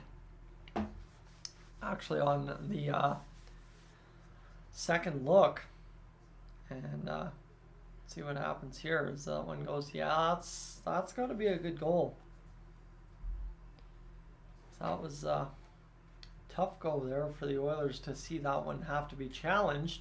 Kind of stymies the momentum, but could give us a power play if it stands up. And yeah, that looked right there. Just kind of says all. The puck bounces right onto the tape of Draisaitl as he's got the leg up over the blue line. So see if that continues to work for us here in our favor. We're under review still, friends. Welcome aboard. Thank you so much for being aboard here tonight. I do appreciate you hanging out. And again, as I've said all night, the watch time this evening has been the most interesting thing to watch. As we're up to 186 hours, we got about 70-ish to go. I guess 63-ish to go to hit that 250 goal. We should be able to do it here in this third period, especially the longer this review takes. But I went from this should not be a goal to this should be a goal. I believe this will end up counting for the Edmonton Oilers. So there's maybe the start of that 6-1 game that we're hoping to see, the 4-goal third period. The linesman, I mean, I don't know what there is to debate here. Again, you've watched every angle 3 times. You got to figure that we've got the call on the ice at some point. And the linesman's still talking this one over. I mean, for those of you that have been saying good call count and all that, I don't know how far ahead of you are of me, because I'm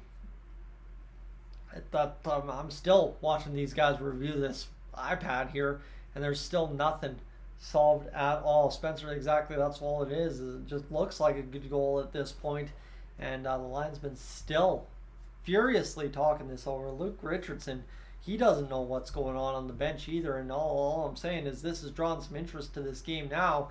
The Oilers have some life as they got a 3-1 goal. Looks like the linesman heard something last second on the headset. He's going to communicate one more time, and this is just the reverse angle right here as Draisaitl draws that puck. That's onside technically by it. Again, I'm on both sides of the puck on this one. It's either a good goal or it's not. And now the linesman talking it over with the referees, and the referees are going to talk this one over at center ice now. And no goal. Okay. All right. Back to square one. It's 2-1 Oilers and Hawks, and we're going to reset, obviously, the clock a few seconds, and we're going to be offside at the blue line, ruled on by the NHL this time. So we'll see time on the clock go back above 17 minutes. So just like that, we go backwards in time, and oh my goodness, we're back to 2-1.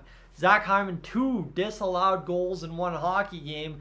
I think that all that means is he's going to bust through either tonight for a hat trick, or he's going to bust out next game for a 5-goal performance and win somebody $1 million. Come on, you got to look for some positives here, but that's a tough robbery right there. And yeah, let's see what we got going on there. Is that the flashback to that Connor McDavid goal? Oh no, that's the Cale Makar goal in the playoffs. Yeah, that's what I just got sent to me, of course.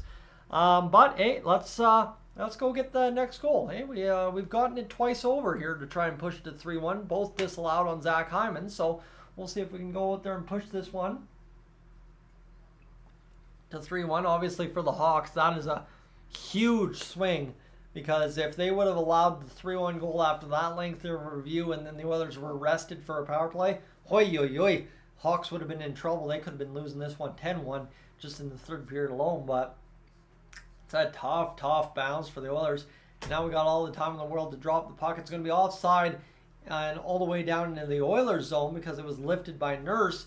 So this one comes back the other way, and this is going to be pushed ahead by the Oilers' third line.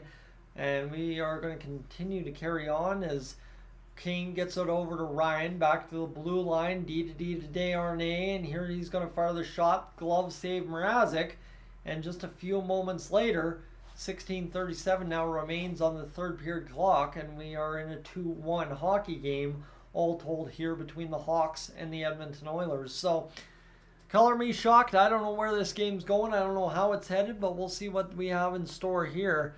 As the Oilers, not necessarily absolutely dominating this game on the scoreboard by any means, but now 2 goals against that have been, or 2 goals for that have gone against us more or less being disallowed, and this would be a 4-1 game that would kind of dictate, yeah, the Oilers have been pretty decent tonight despite actually being really awful, but again, 4-1 looks a lot better than 2-1 against the Chicago Blackhawks. So this one's going to go back D to D and continue to roll around here.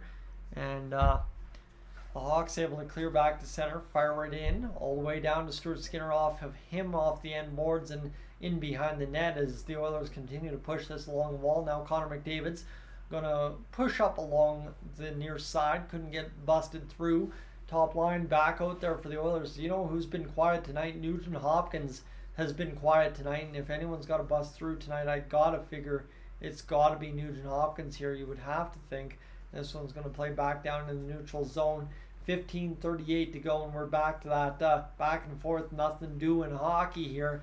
That's kind of seen the Oilers have a 2-1 lead despite only 13 shots on net through 45 minutes of a hockey game. Shot save made off of Connor McDavid.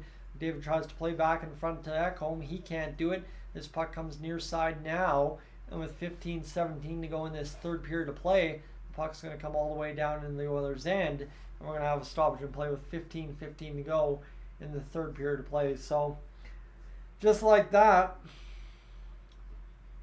we had a chance to get things rolling early in this hockey game's third period, and now we're right back to square one. Now back at 2-1 for the second time in this hockey game. That's a little unbelievable. Both goals disallowed, or the 3-1 goal, both for Zach Hyman. Not that Zach Hyman having disallowed goals against is unbelievable, but tough go as this one shot in front by the Hawks, goes up over top. Here's Ryan McLeod. He's going to try and come back the other way. He can't do it as he's going to play D-zone hockey here for Ceci. Nice tip play by Fogle over to McLeod. Now near side board tip in by Draisaitl. McLeod will wheel down low to Fogle behind the net, who spins to the far side corner. Back down to Leon Draisaitl. Draisaitl loses the handle and goes back to the point as here's Ceci.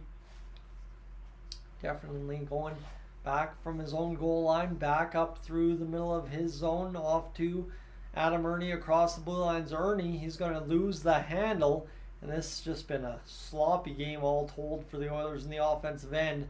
I'm almost glad it's going to be over in the next 14 and a half in this third period as the Hawks up the middle of the ice, bouncing it off the boards, tipped down low. Desharnais will play it ahead. Somehow missed a couple of skates from the Hawks. Desharnais goes far side, now near side pass. Here's Ernie in front to Hamblin, robbed by Mrazek. Oh man, Hamblin just about tried to guided missile that one up into the top corner near side, but couldn't quite do it. So tough go, but yeah, you know what? It was a shot fired up over top of the net by Pitlick. And James Hamblin just tries to fire it over top of the glove of Mrazek, but he ends up robbing him there. So Ken, welcome aboard. Parwant, welcome in as well. So we are struggling obviously to keep the attack going. And Sandy, the game started at 8:30 Eastern time in Chicago. So interesting go for the Oilers so far. It's been a tough game for both teams, and I think this is a United States nationally broadcast game. The plan was to have Connor Bedard in this game, but he's injured, so That's why the late start. But what is offside? What is goaltender interference? Yeah, it's been weird go so far tonight. So far for the Oilers in terms of a couple of offsides that should not be offsides, and my brain's scrambled. I'm going to be honest with you. My brain is scrambled. This game has been taxing, to say the least. It's been a tough go, and the only saving grace is we should be on our way to what should be a good finish here so far tonight, friends. Obviously, we have crossed that 200-hour mark. We've got 45 hours to go here in this, well, third period of 13:57, so we should be able to easily hit that, I'd figure. And friends, thank you so much for hanging out with me again. I've done a lot of complaining for the first time in a while here on a live stream, but I think you're all with me, to be honest with you. This has been a tough game for the Oilers in terms of just really not at all getting anything started here. And Jared Tenorti is getting a highlight hit against Connor Brown. They showed the same highlight hit 3 times. You'd figure for a guy that probably has 2 or 3 hits tonight, you'd show a couple different shots, but no, they just showed the same stapling of Mr. Connor Brown. As this one's to the near side, Desharnais is going to go tip it up off the stick of Ryan. Ryan's going to see it land back on Desharnais' stick. They're going to reload the attack one more time. 13 and a half to go here in this third period of play. The Oilers yet to generate that third period offensive attack that really says, wow, we're going to get going, as this one comes in behind to the near side. Desharnais is going to, not overhandle that puck. Derek Ryan gets walked, though, and then Desharnais is going to see this one come down low into the near side corner. He's going to pass this along the wall. Turned inside out is Brett Kulak. Kulak's going to overskate that puck. The Oilers, too many men at the bench there, discombobulated. Desharnais late to get to it. Puck goes far side. Doesn't go out of the zone. Kachuk sees it. Fired back down into the deep part of the zone. Here's Vlasic as the Hawks fire around the zone. And here's now Kane going to backhand or forehand this one out of the zone. And that will be a tripping call against Evander Kane. Sorry, that was just, puck was whipping around faster than the brain's capable of comprehending at this point, but the Oilers gotta get to the attack here, and instead they take a penalty call as Kane trips up a man right here as he trips up Dickinson at the blue line, more or less in the Oilers zone. And we will get to the penalty kill one more time. 2-1 the score for the Oilers over top of the Hawks right now.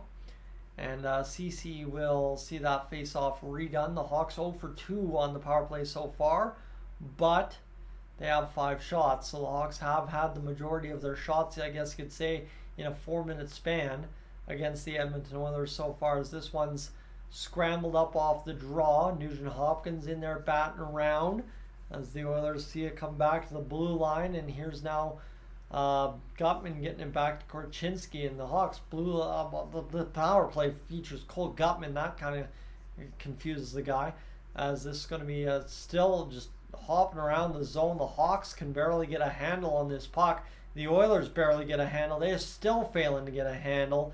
And it's going to be Drysdale finally punching it back in the neutral zone. Korchinski near side, onside. Kucherov across, and we're actually offside. So I don't know what an onside or an offside is tonight. Don't trust me.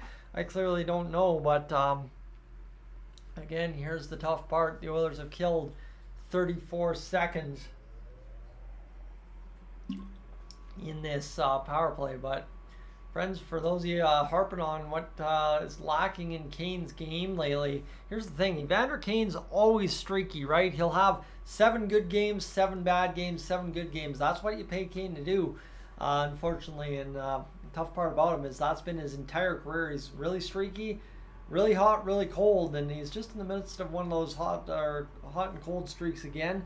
Really hot there for a little while, and now cold again. But I'm sure he'll turn it around pretty soon here. Of course, ratchet up the intensity for the playoffs, so long as he can stay healthy, as that's going to be batted back down into the Hawks zone here with 12 minutes remaining in the third period. Bucko 5 to go in the power play. The Hawks yet to generate anything much substantive here throughout the first minute of this power play. A nice dance around Brown on the penalty kill there by the Hawks, but the Oilers just see it tapped into the neutral zone. So again, nothing much substantial happening here as this is across the line. Khrushchev down to Korchinski, backhand in front.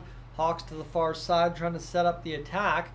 And this one's going to go back the other way now. James, welcome aboard. Here's Janmark and Brown, but as you would expect with Janmark and Brown, it ends up as a discombobulated bounce over top of the net, and the Hawks and Oilers will change, and the Hawks will just more or less almost run into each other and kill off even more precious few seconds off the power play as 20 seconds remain, and the Hawks are going to get across the blue line here. Oilers cut it off, discombobulate the attack, and that's going to be fired back down the other end. This could work out for the Oilers as Fogle chasing that puck, can't come up with it. He's going to spin around and look to see the Hawks trying to get going as this one's fired down low into the Hawks offensive zone. Power plays now overpass in front, save made by Skinner, and Donato with a point blank opportunity, but it's been that kind of game from the Hawks where those kind of shots just aren't going to beat Stuart Skinner. And again, 17th shot of the game turned away, this time by Stuart Skinner. So interesting right now. So yeah, it's been a dry game so far, and I mean Draisaitl's had some impact. He's got a goal, should have had a secondary assist on the 3-1 marker, but that's not quite the case. As Draisaitl's going to load up here with, of course, McDavid and Hyman. That's how we scored the last time. The last time it was 3-1 and it didn't count. 10:44 to go here in this third period of play. Puck comes all the way to Skinner. He's going to freeze it immediately. And yeah, we'll see what the Oilers can do here with the face-off to the left of Stuart Skinner. Connor McDavid talking it over with the squad on the ice right now as 4 other attackers as he tries to get things set up for a good face-off draw. He's got Bouchard out there on this face-off, and we'll redo it again one more time just for good measure, right? Good measure. And the Hawks are minus 22 in third periods this season. It looks like they may very well stay minus 22 in third periods this season if the Oilers fail to find a way to score a goal here. McDavid's yelling at the linesman about something, waving his hand around. Dickinson wins the draw. The Blackhawks able to peel it back. Shot fired off the blocker of Skinner on the tip. And now here's Ekholm. He's going to drive to the backhand, try and punch this one up the boards. McDavid's trying to find that one, isn't going to find it. Now here comes Draisaitl to flip it into the neutral zone. Vlasic, big lanky guy in the middle of the ice, knocks it down. 10:20 to go as this third period is now starting to wind down for the Oilers, as they will maybe just literally in some form or fashion the word coast to a 2-1 lead. As the Hawks flip another one in on Stuart Skinner. He is almost up to save number 20 of the game, 2 away from getting there, as this one is carried ahead lackadaisically by Evan Bouchard. The Oilers barely try to get across the blue line there. Draisaitl drifted across, took his time getting back over. Hyman didn't even want to turn around for the puck. Draisaitl spun around and just literally gives up, and he's still skating out there. Hyman's like, I'm going for a line change since we're going to care so little. Oilers turn it over in the neutral zone, fired right back in by the Hawks. And this has been sleepy.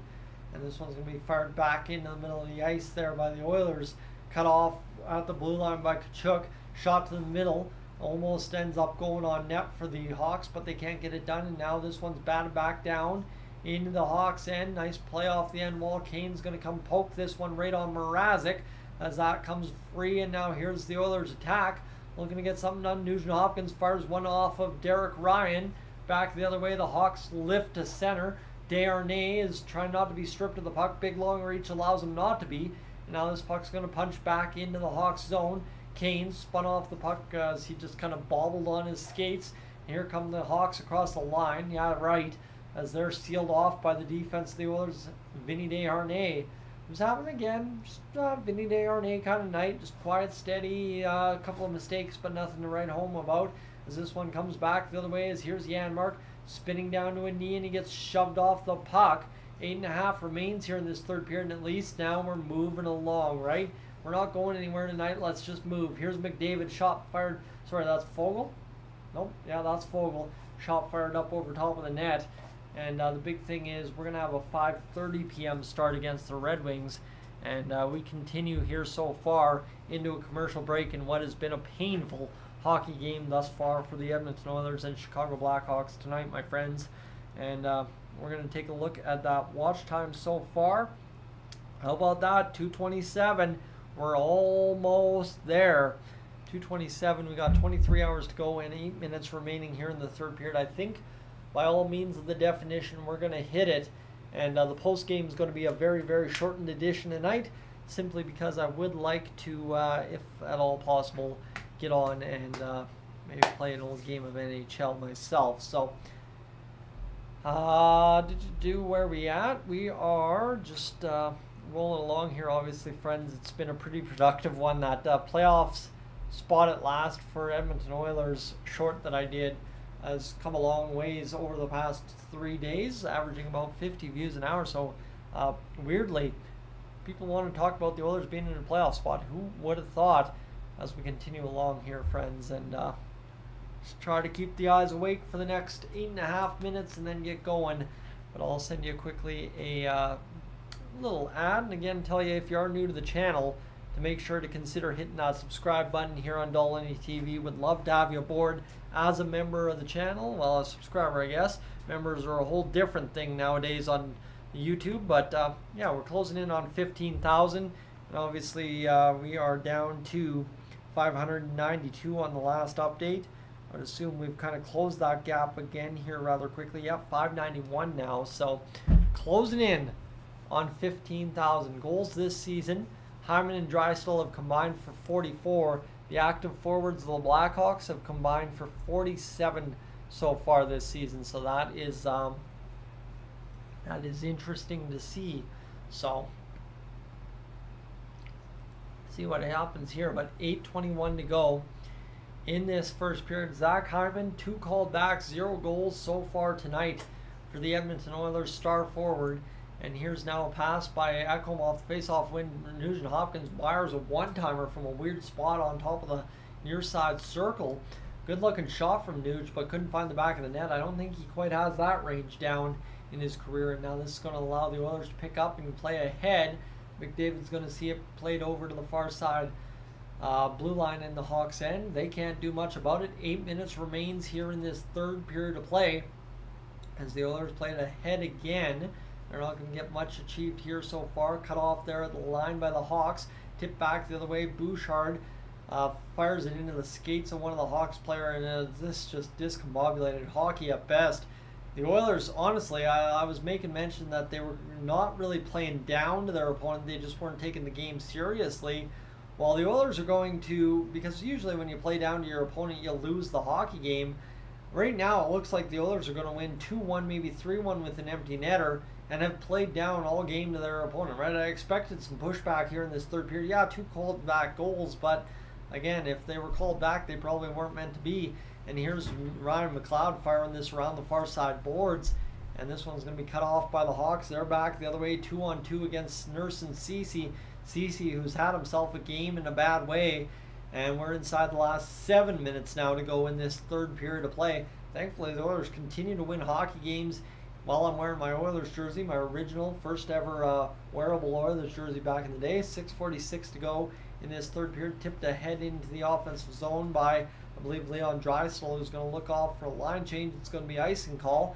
And 6:40 remains here in this third period of play as the Oilers continue to line up the attack here. Canucks and Penguins coming to you live Thursday at 5 p.m. Mountain Time. So an interesting goal, but obviously the Oilers, some rate, have to find a way to score something here in this third period, whether it be the empty netter to seal the game or not. We have an icing call all the way back in the Oilers zone. Leon Draisaitl out there with the second line boys, of course, McLeod and Fogle. We'll see what happens here. 6:40 to go in this third period to play. 19-15 the shots for the Hawks. The Oilers have 2 goals, 4 goals on, I guess, 17 shots all told, but 2 goals on 15 shots officially. And this one's going to be played right in front. Ceci battling off a couple of Blackhawks defenders. It comes back to the blue line, shot fired on, saved by Stuart Skinner, his 19th of the game, so officially sitting at a .950 save percentage, which will definitely boost him above 900 for the season. There's save number 20, so now officially over .951, and the Oilers now under duress in their own zone after a missed play by Warren Foegele trying to lift into the neutral zone backhanded. I think Foegele just ate another stick up high. Drysdale just got hauled down on a trip. Refs have just missed everything against the Oilers tonight, but that's not why we're sucking by any means. This one's fired back down. Stuart Skinner blockers that one away, and the Hawks continue the attack back to the blue line. They're going to roll another shot, blocked in front by Ryan McLeod. Hawks pressuring here. They've got 20 shots now. This is going to be 22, and save made by Stuart Skinner to swallow that up with 5:46 to go here in this third period, and we are going to have a commercial break, friends. To answer Liz's question in the comments, I got this during the, I believe, 15-16 season, if memory serves, an old shopping trip at Jersey City in Kingsway Mall. I'll be right back, friends, but I just got to run upstairs and refill the water bottle quickly here. Give me a sec.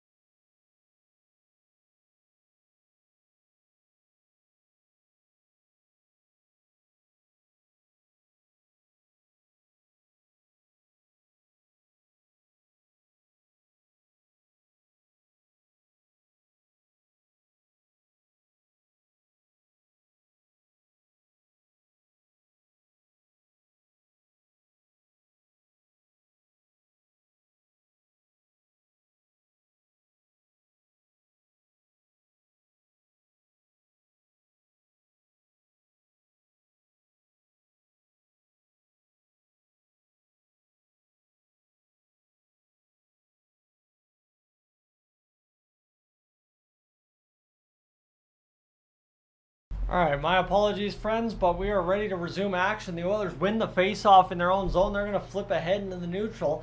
Hawks are going to gather the puck at their own blue line and roll around. Look to make the pass to the near side. 5:35 to go as they're going to bounce it off the boards, tip it into the Oilers' end. And here's Stuart Skinner giving way to Brett Kulak. That was almost a bad play in behind the net, but it's going to work out. And this one's going to battle to the near side boards. And that will be Chicago leaving it in behind Mrazek, able to come up with that puck quickly and allow the Blackhawks attack to get figured out here as we've got less than 5 minutes to go here in this third period of play. Actually 5:06 on my clock, as the Hawks will just blade that into the offensive zone now. We've got less than 5. Vinny Desharnais leans on his man. Kulak's going to go to the far side, try and come up with that puck.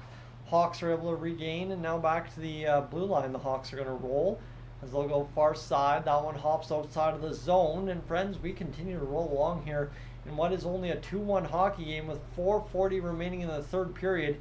You're inside what is about the last 280 seconds of this hockey game.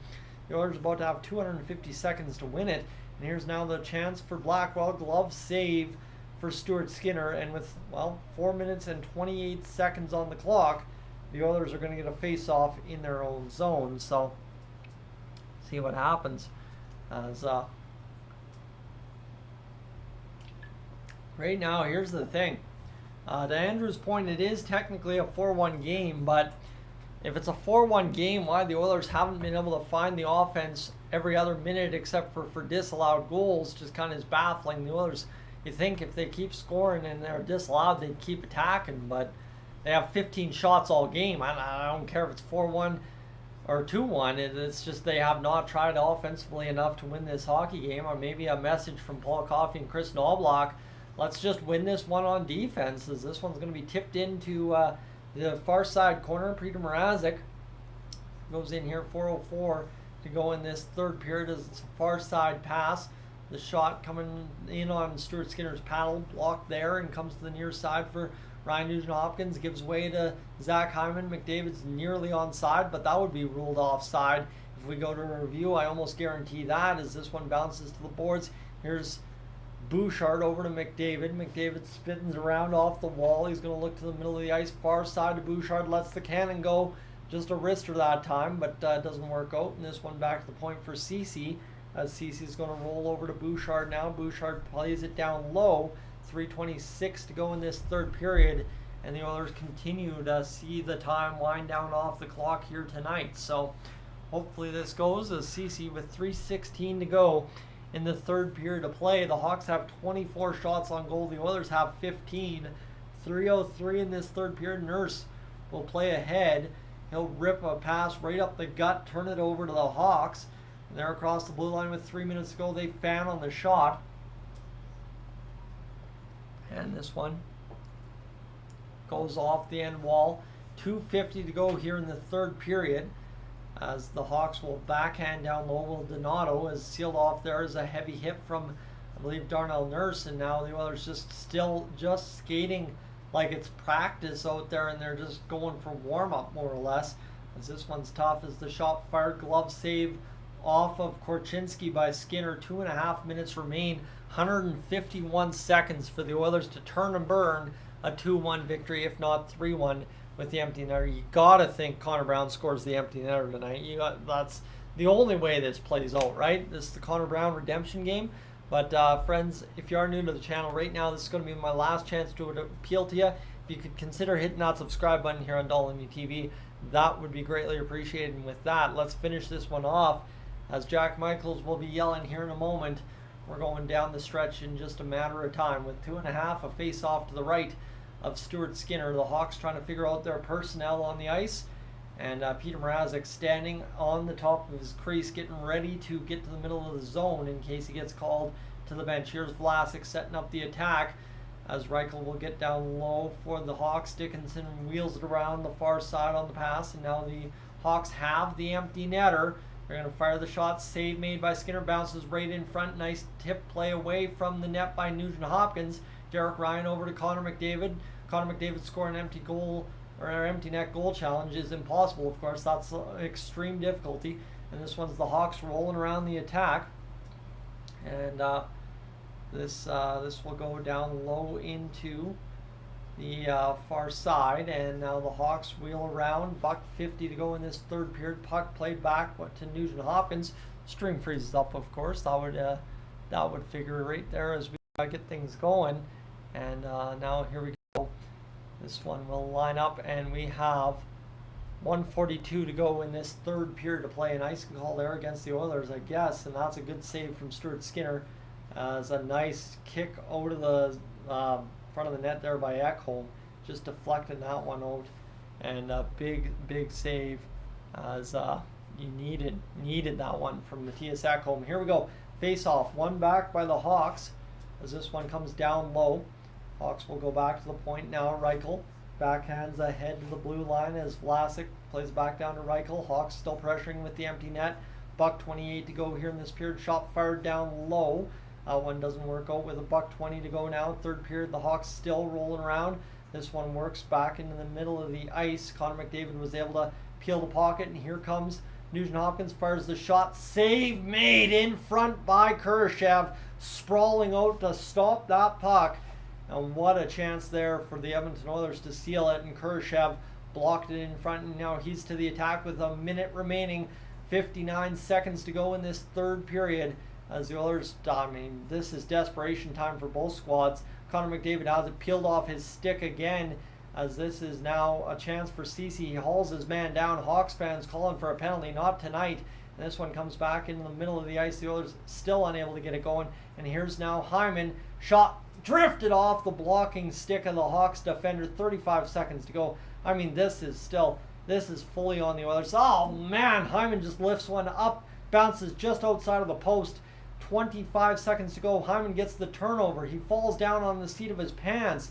And now the Hawks back the other way. 19 seconds to go. Empty net still rolling around out there for the Oilers. They're going to drift it down low into the Hawks zone. I mean, this futility on the Hawks part trying to get this going. But this is just wild of a 2-1 head-scratcher victory for the Edmonton Oilers as you can possibly get as time is officially off the clock. The Hawks have run out of time, and the Oilers seal this one 2-1 over top of Chicago. You have got to be kidding me that we won that hockey game. Quite honestly, I was defending the fact that the Oilers were just not trying hard enough, but indeed it ends up being the Oilers play down to the Hawks level for 60 minutes and come out ahead 2-1 to win their 8th straight hockey game and go up to 43 points in the standings. This team sometimes, I mean, even when they're winning, they will drive you nuts. Friends, thank you for being aboard here on the live stream tonight. I'm going to tell you, if you're new to the channel, please stick around for the live post-game show and, of course, the recorded post-game re-upload. But if you're new right now, I need you to hit that subscribe button. Enter in action tonight. I was 599 subscribers short of 15,000. Well, Vin and Skin have done the win. And friends, definitely hit that subscribe button and let's get to this, shall we? Let's hit that record button and get this post game going. Hey friends, this is Dolynny TV. After a very stressful 2-1 Edmonton Oilers victory over top of the Chicago Blackhawks. Again, why is it stressful? Well, you know, here, we still are watching the 23-24 Edmonton Oilers. I don't care if they've won 8 games in a row, twice already this season, to rebound from a 2-9 and 5-12 record, whatever, at the start of the year. This team's still going to make you scratch your head. This team's still going to make you earn it. This team's still going to make you sit there and say, man, I thought we had these problems solved. But tonight, the Oilers go out there and simply play down to the Chicago Blackhawks the entire game, 60 minutes. Yeah, it should have been a 4-1 game, but again, in terms of winning a hockey game and you're complaining about the refereeing, that's going to get me nowhere. That's going to get you nowhere. We win. It's a win is a win. Move on. Take it. That's what I've been preaching all year. That's what we're going to do. And on Thursday, we face the Detroit Red Wings at 5 p.m. But the big part here for the Edmonton Oilers is that Stuart Skinner, on 26 shots against, is able to keep the Oilers in it with 25 saves. He improves his goals against to below 2.72, I believe the math would be. And oh, by the way, that save percentage for the first time in a long while is above 900 this season. So fantastic effort from Stuart Skinner all told. The Edmonton Oilers needed more all night. They got it from Zach Hyman with 2 disallowed goals. Connor McDavid comes out gunning in the start of the second period, scores the 2-1 goal that was ultimately the game winner. But all told, it was a head scratcher of a night for the Edmonton Oilers. Friends, if you are new to Dolynny TV right now, before I get too far into this, I encourage you to hit that subscribe button. Thanks to the live stream, we are less than 590 subscribers away from 15,000. So I'd love to have you join this whole crazy train, this Oilers fandom thing we got going on here. But head scratcher of a night. Connor McDavid scores the 1 goal. Leon Draisaitl the other. The Oilers continue to be 50 some odd games above 500 when both of them score. And end of the day, a couple of guys pick up assists. McLeod, Fogle pick up assists.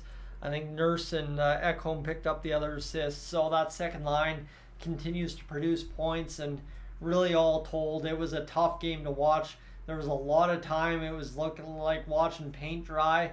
I don't want to be too negative in a 2-1 win that, hey, we're lucky to win. But again, the Oilers failed to score with the empty net for over 2 minutes. And secondarily to that, I think the biggest situation is Cody Ceci just looked lost out there all night. Now, I mean, it's the Chicago Blackhawks of all teams. It's not the Tampa Bay Lightning, the Florida Panthers, or the New York Rangers, the Toronto Maple Leafs. So I'm hoping maybe because of a rather weak systematic play there from the Oilers defense, to start that hockey game. It got better as it went on. I'm not going to lie. The Oilers definitely did everything they could to clamp down a 2-1 victory, but when it comes down to it, it's a 2-1 regulation win. It's fantastic, low-scoring game. Oilers do their best. One offside, one goalie interference that I don't even feel like getting into. But at the end of the day, Cody Ceci, tough game. Maybe some changes to the Oilers defense here going into the game against the Red Wings. I don't know. They're a little bit better of an opponent. Maybe they'll just play better overall. I don't know what the answers are here, but hey, you know what? Smile. We won 8 in a row. I'm a little bummed out because I had to watch that and I couldn't have a nap through it. But again, the Oilers are 21-15-1 on the year, and we are absolutely blitzing here with a good chance to make it 9 in a row on Thursday. Friends, I'm Tyson. This is Dolynny TV. Thanks for being aboard for the post-game show. Again, there's not much to say here tonight. Sleepy game, all told, and the Oilers able to win it. That's all that matters. I am up on Odie here.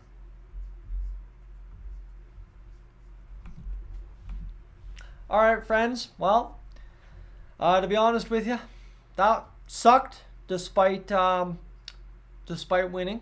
So we will see what we happen to see here the rest of the night. But friends, we will head on out for the evening. I will give you the update, as I can tell you, despite a 4-minute post-game show, I believe, by all metrics of the number, that we should have done that very thing that we've been talking about all night. And friends, indeed, to look at it here, to give you the number, we have hit 285 hours watched on the stream. So that 250 is over and achieved. Thank you so much for being aboard tonight. I'm Tyson. This